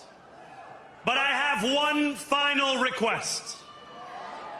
New York City, breathe this moment in. Because I'm going to charge you for the air tomorrow. Longer than we know. We have held it in anticipation of defeat. Held it because the air has been knocked out of our lungs too many times to count. Held it because we cannot afford to exhale.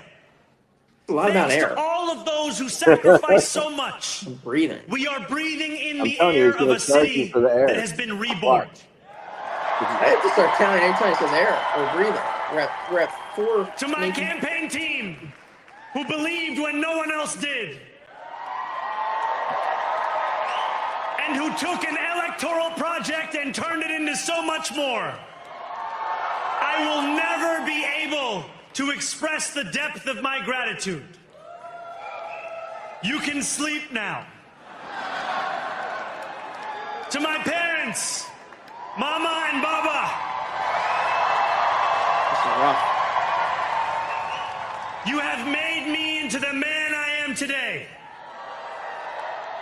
I am so proud to be your son. And to my incredible wife, Rama,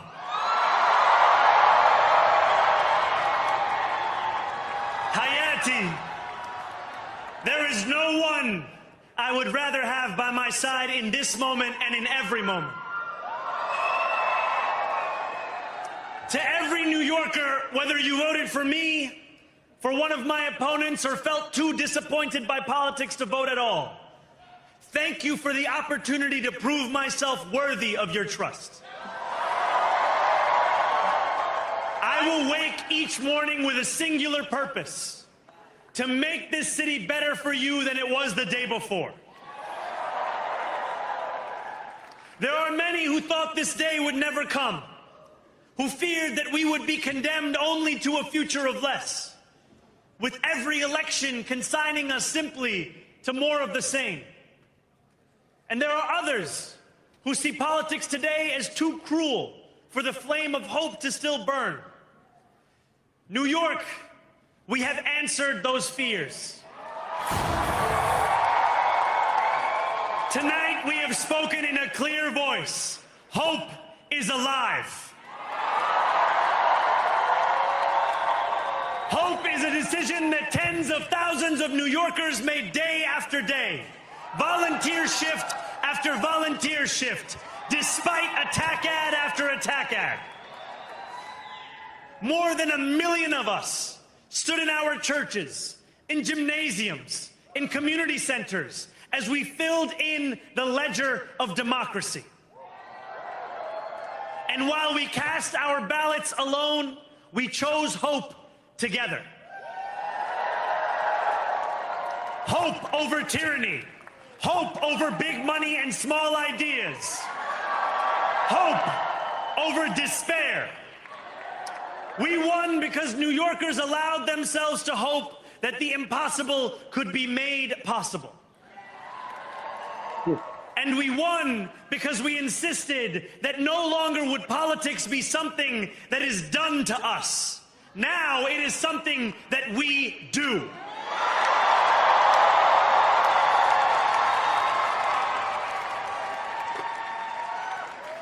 Standing before you, I think of the words of Jawaharlal Nehru. A moment comes but rarely in history when we step out from the old to the new, when an age ends and when the soul of a nation long suppressed finds utterance. Tonight we have stepped out from the old into the new.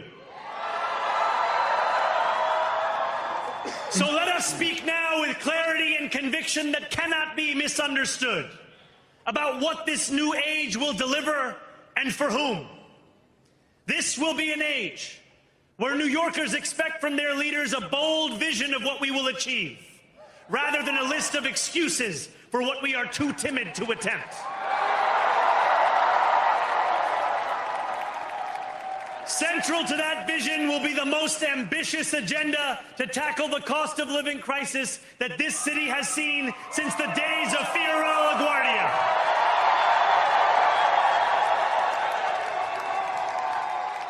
An agenda that will freeze the rents for more than 2 million rent-stabilized tenants. Make buses fast and free. And deliver universal child care across our city. Years from now, may our only regret be that this day took so long to come. This new age will be one of relentless improvement. We will hire thousands more teachers. We will cut waste from a bloated bureaucracy. We will work tirelessly to make lights shine again in the hallways of NYCHA developments where they have long flickered. Safety and justice will go hand in hand as we work with police officers to reduce crime and create a department of community safety that tackles the mental health crisis and homelessness crises head on. Excellence will become the expectation across government, not the exception. What did this guy win? Isn't it just a In mayor's this new job? age we make for ourselves, This guy's acting like we will he just refuse to won, allow like, those who president traffic of the in planet. division and How the hell is hate he gonna to do pit all us this? against one another. In this moment of political darkness, New York will be the light. He's speaking like he's king of the world. It's really Here, we believe in standing up for those we love. disproportionate. Whether you I are think. an immigrant, a member of the trans community, One of the many black women that Donald Trump has fired from a federal job. A single mom still waiting for the cost of groceries to go down. Or anyone else with their back against the wall. Your struggle is ours too. And we will build a city hall that stands steadfast alongside Jewish New Yorkers and does not waver in the fight against the scourge of anti-Semitism. Whoa. Where the more than 1 million Muslims know that they belong. Not just in the 5 boroughs of this city, but in the halls of power. No more will New York be a city where you can traffic in Islamophobia and win an election.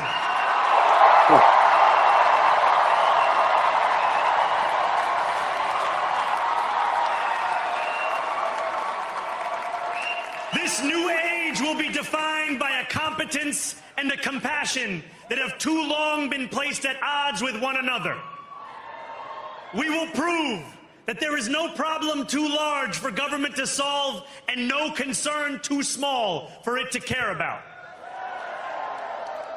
For years, those in City Hall have only helped those who can help them. But on January 1st, we will usher in a city government that helps everyone. Now, I know that many have heard our message only through the prism of misinformation. Tens of millions of dollars have been spent to redefine reality and to convince our neighbors that this new age is something that should frighten them. As has so often occurred, the billionaire class has sought to convince those making $30 an hour that their enemies are those earning $20 an hour. They want the people to fight amongst ourselves so that we remain distracted from the work of remaking a long broken system. We refuse to let them dictate the rules of the game anymore. They can play by the same rules as the rest of us. Together, we will usher in a generation of change. And if we embrace this brave new course, rather than fleeing from it, we can respond to oligarchy and authoritarianism with the strength it fears, not the appeasement it craves.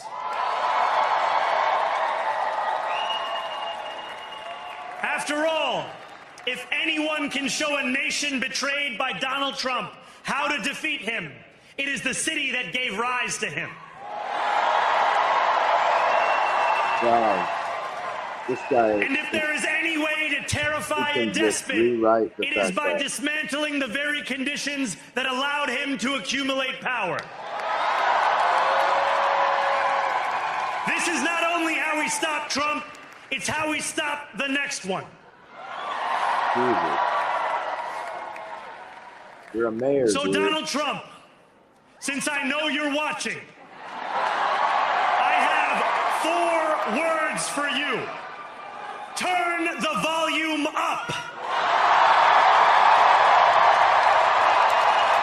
What does that even mean?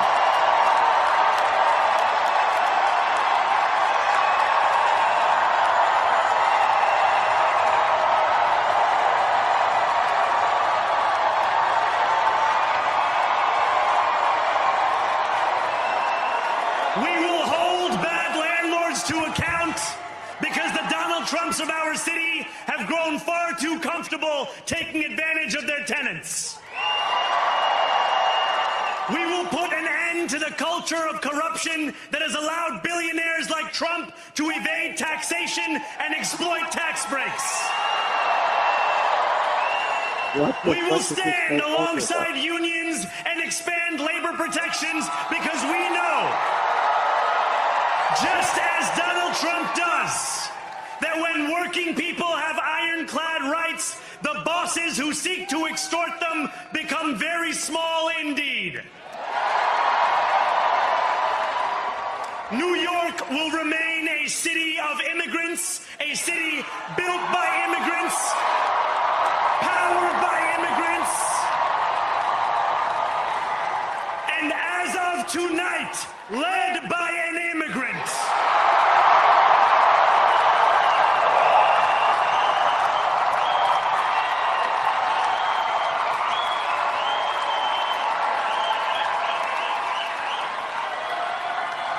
So hear me, President Trump, when I say this. To get to any of us, you will have to get through all of us.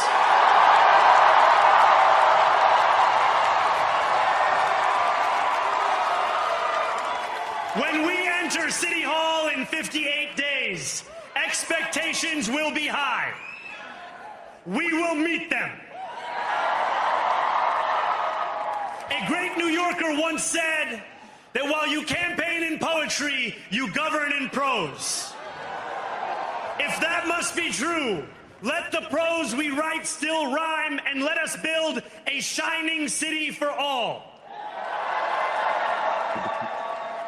And we must chart a new path, as bold as the one we have already traveled.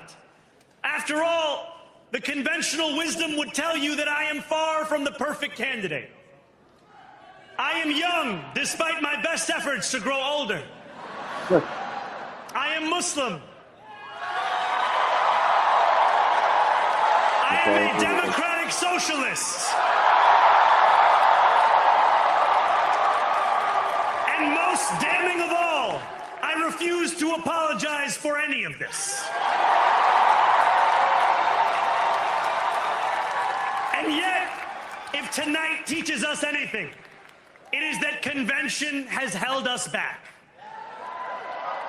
We have bowed at the altar of caution, and we have paid a mighty price. Too many working people cannot recognize themselves in our party.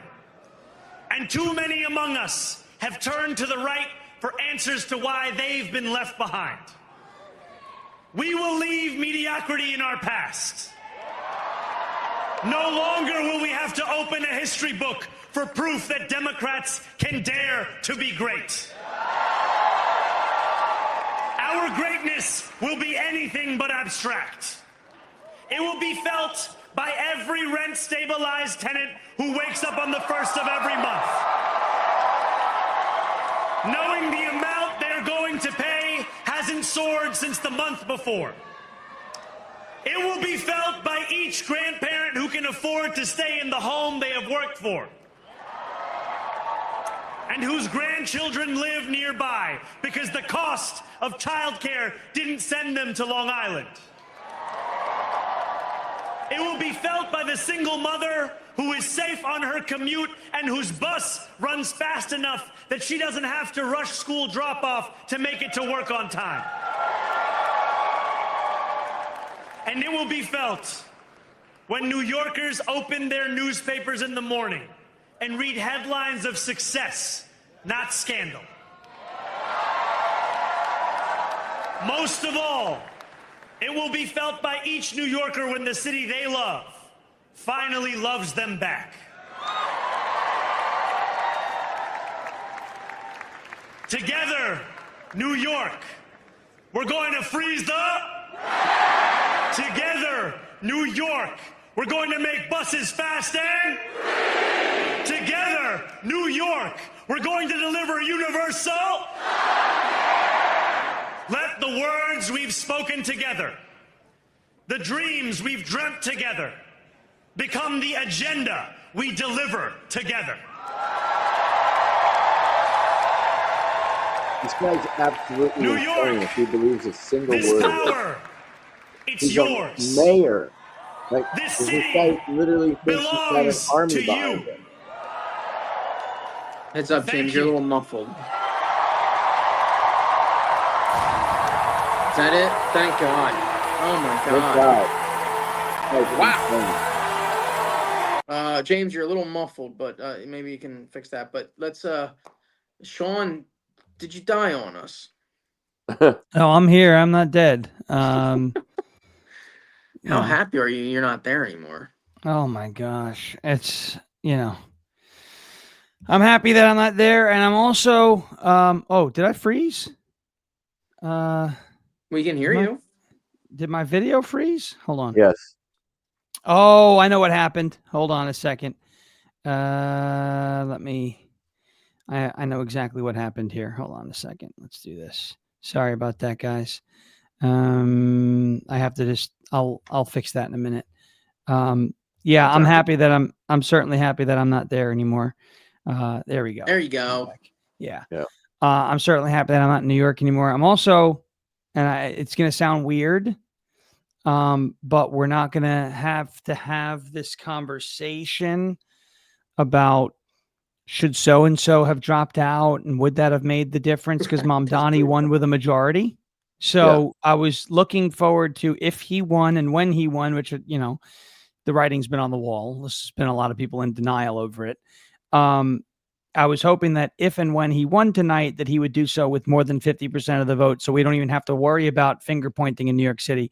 Cuomo should have dropped out. Sliwa should have dropped out. Adams should have dropped out sooner.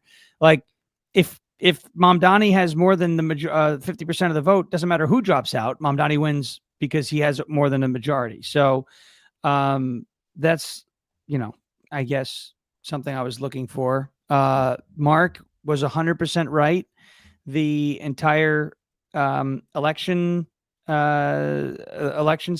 cycle, Cheryl dominated in New Jersey. Mark said that was going to happen, or at least had been giving us the warning signs that was underway. So big credit to Mark.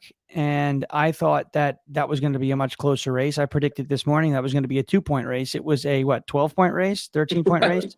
I said 7. And yeah, I thought blowout. Virginia was going to be a 7-point race, and that wound up being, again, 13, 14 points. Now, the one thing I'll say is blue states voted like blue states. So, if you were dealing with Tennessee having a bad night, I would say 5-alarm fire, hit the panic button, and start panicking and running around with our hair on fire. We got work to do. The Republican Party has an apathy problem, and it has an urgency problem. I don't know what the national GOP was doing. They've got a ton of money. They raised a bunch. I know that they're trying to save it for, the midterms, which is honestly probably a smarter use for these funds, because a mayor, I heard James saying it while Mamdani was speaking. This guy's going to be a mayor, right? A lot of the things that he said he wants to do, he can't do, right? Yeah. This also complicates the race for governor in 2026 because Kathy Hochul has gone on record and has said that, she doesn't want to raise these taxes and doesn't want to bring back the commuter tax. And she has signaled that she's not going to support that in the legislature. But let's say Mamdani is as influential as he seems to be, and he does influence the legislature to, pass some tax hikes through the state legislature. And Hochul now is threatening to veto, right? Mamdani has kind of got the ability there to hold her hostage in 26 and say, oh, you're not going to push this legislation through. I'm not endorsing you. You're going to lose a ton of the enthusiasm in New York City. And that loses the election for Kathy Hochul. So he kind of has her, I don't know, by the balls. She doesn't have balls, but he's kind of got her in a corner. So that's interesting. And what is the fallout into the midterms? Is this a wake-up call for Republicans? Do they say, all right, let's let the left kind of burn with their, socialist crazy candidates? I don't know. I mean, look, the way to send a message that socialism is being rejected by our country would be to reject it. Right now, places are accepting it. So we got work to do. We got to mobilize people. And I'm going to say it, and I've been saying it the whole election cycle. So this is not me Monday morning quarterbacking it. We need better candidates. Okay. It's no secret.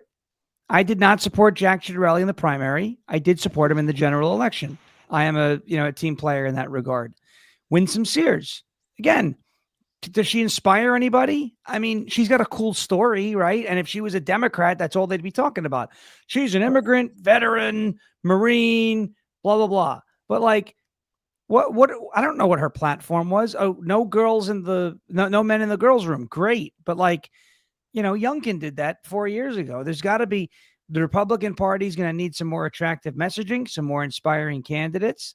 It's time to ditch the stale establishment-backed people, right? And the president is a little bit on the hook for this. He's endorsed a bunch of establishment guys, right?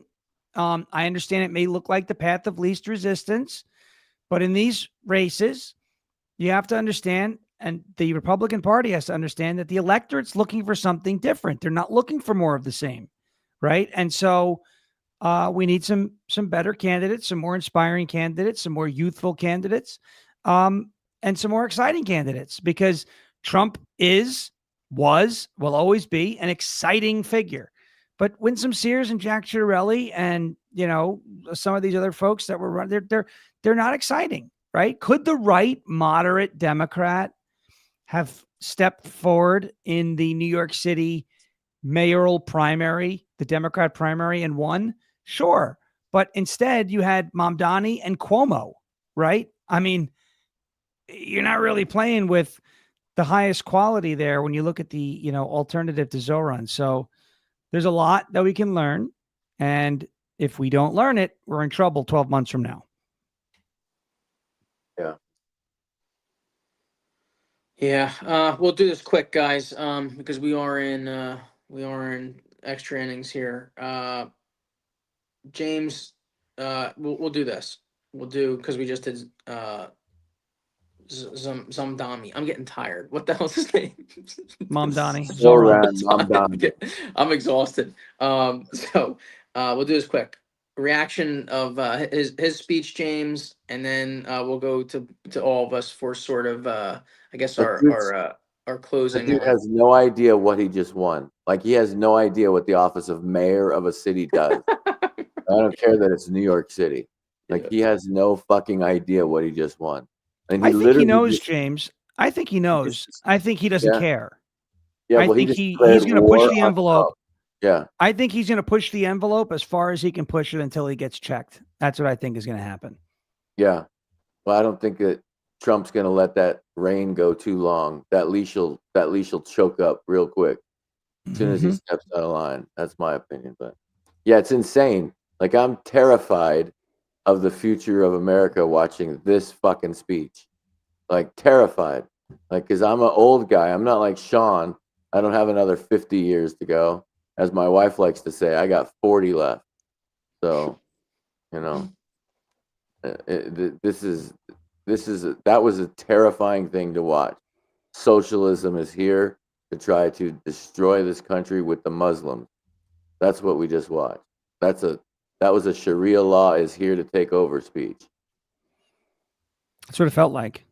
Yeah. Yeah. It was bizarre. It's like there's a point in which, and I used to say this about, which is like a tough parallel to make, but I'll try. Remember when Ketanji Brown Jackson was before her Senate confirmation hearing, and what is a can you what is a woman? Can you define a woman, or whatever it was, right? And she chose to spike that. She had the votes. She was nominated by the president. She could have answered that appropriately. She didn't have to stay extreme, but she chose to.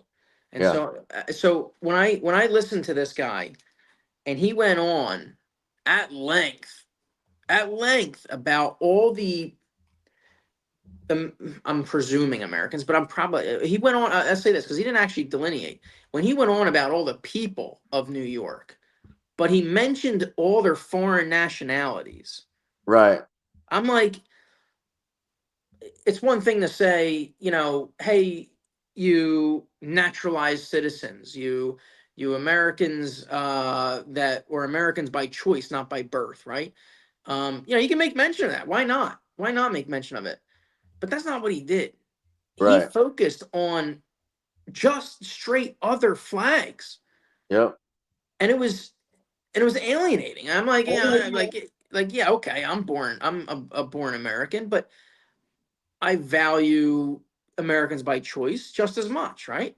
Um, and that's not what he did. So it's like, that felt super, super polar. I'm like, the point is this: the parallel I'm making is he didn't have to do that. He chose to do that. He chose to be divisive in that speech, not Yep. be united. And that's like, and then great. So you sprinkle in some Jewish, you sprinkle in some, but what did he do right after the Jewish thing? Yep. Muslim, Muslim, Right to Islamophobia. right to Right. right to it. And it's like, I don't for 1 minute think that he's dumb, because you can't be No, dumb. he's He knew not dumb. exactly what he was That's doing. not a stupid person. That's Yeah. not. That's a very smart and shrewd person and a dangerous person because of it. Yeah. I did not, the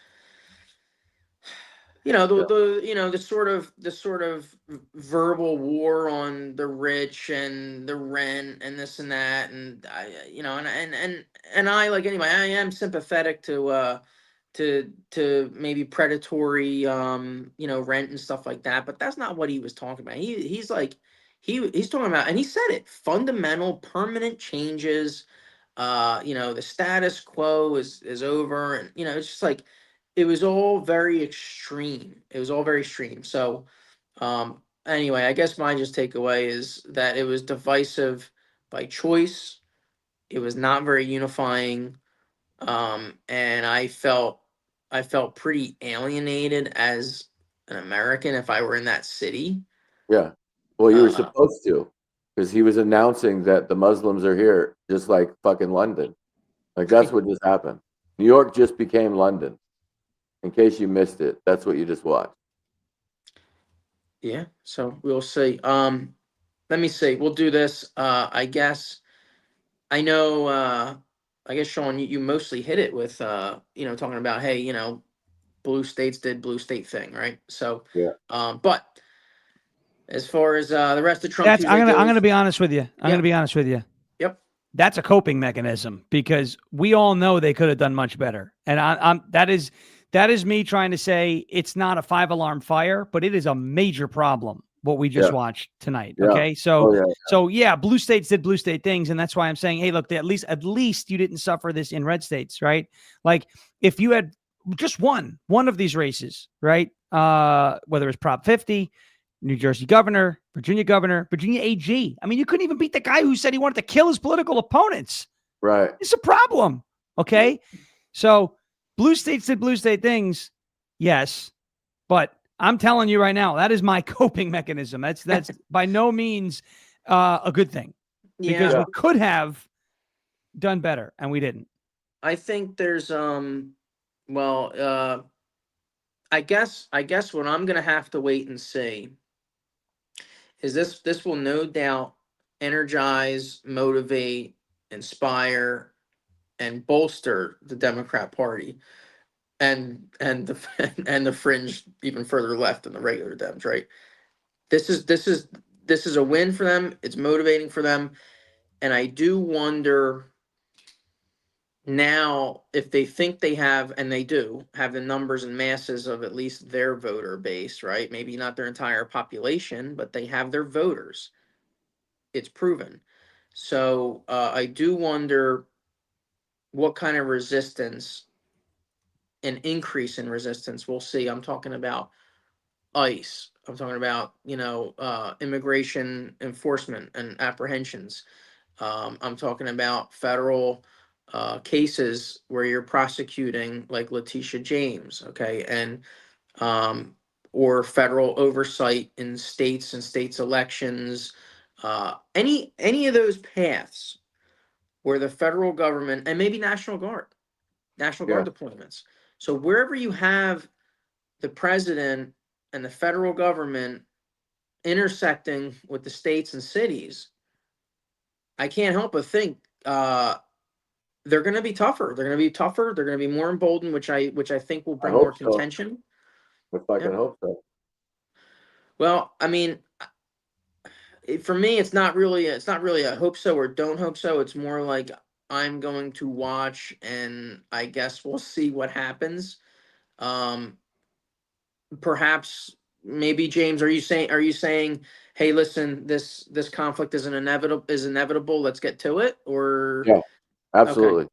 I think that's 100%. yeah, I think that's where you're going. Well, I think they're emboldened. I think they're emboldened, and I don't want to say they should be, but how can they not be? So, let me see. That's what I got, guys. I wish I were wrong in the election. I wish I were wrong, but I called it. We called it. Sean called it. James called it. Hats off for the late fourth quarter charge by team Jack Chitterelli, especially with Posbiak and Scott Pressler and early vote action. Everybody that pushed late in the game, and I know some of these pushed earlier too, but the real push came late in the game. I think it was way too late. And I think you're right, Sean. Better candidates. I think national attention. Got to make national races, and I don't think Trump gave a massive Trump endorsement, which maybe was smart. Maybe that's big picture. Maybe that's Yeah. higher level above me, but I don't think it was. I don't think it was a full-hearted venture by the White House. But that's what we got. Trump Tuesday. Anything else, guys? No, I'm good. No, Yeah. we do, we got a couple hands over in space that if you want to bring in, but we got Patrick and Sally that I think want to comment after listening to the Islamic takeover of New York. So we'll see.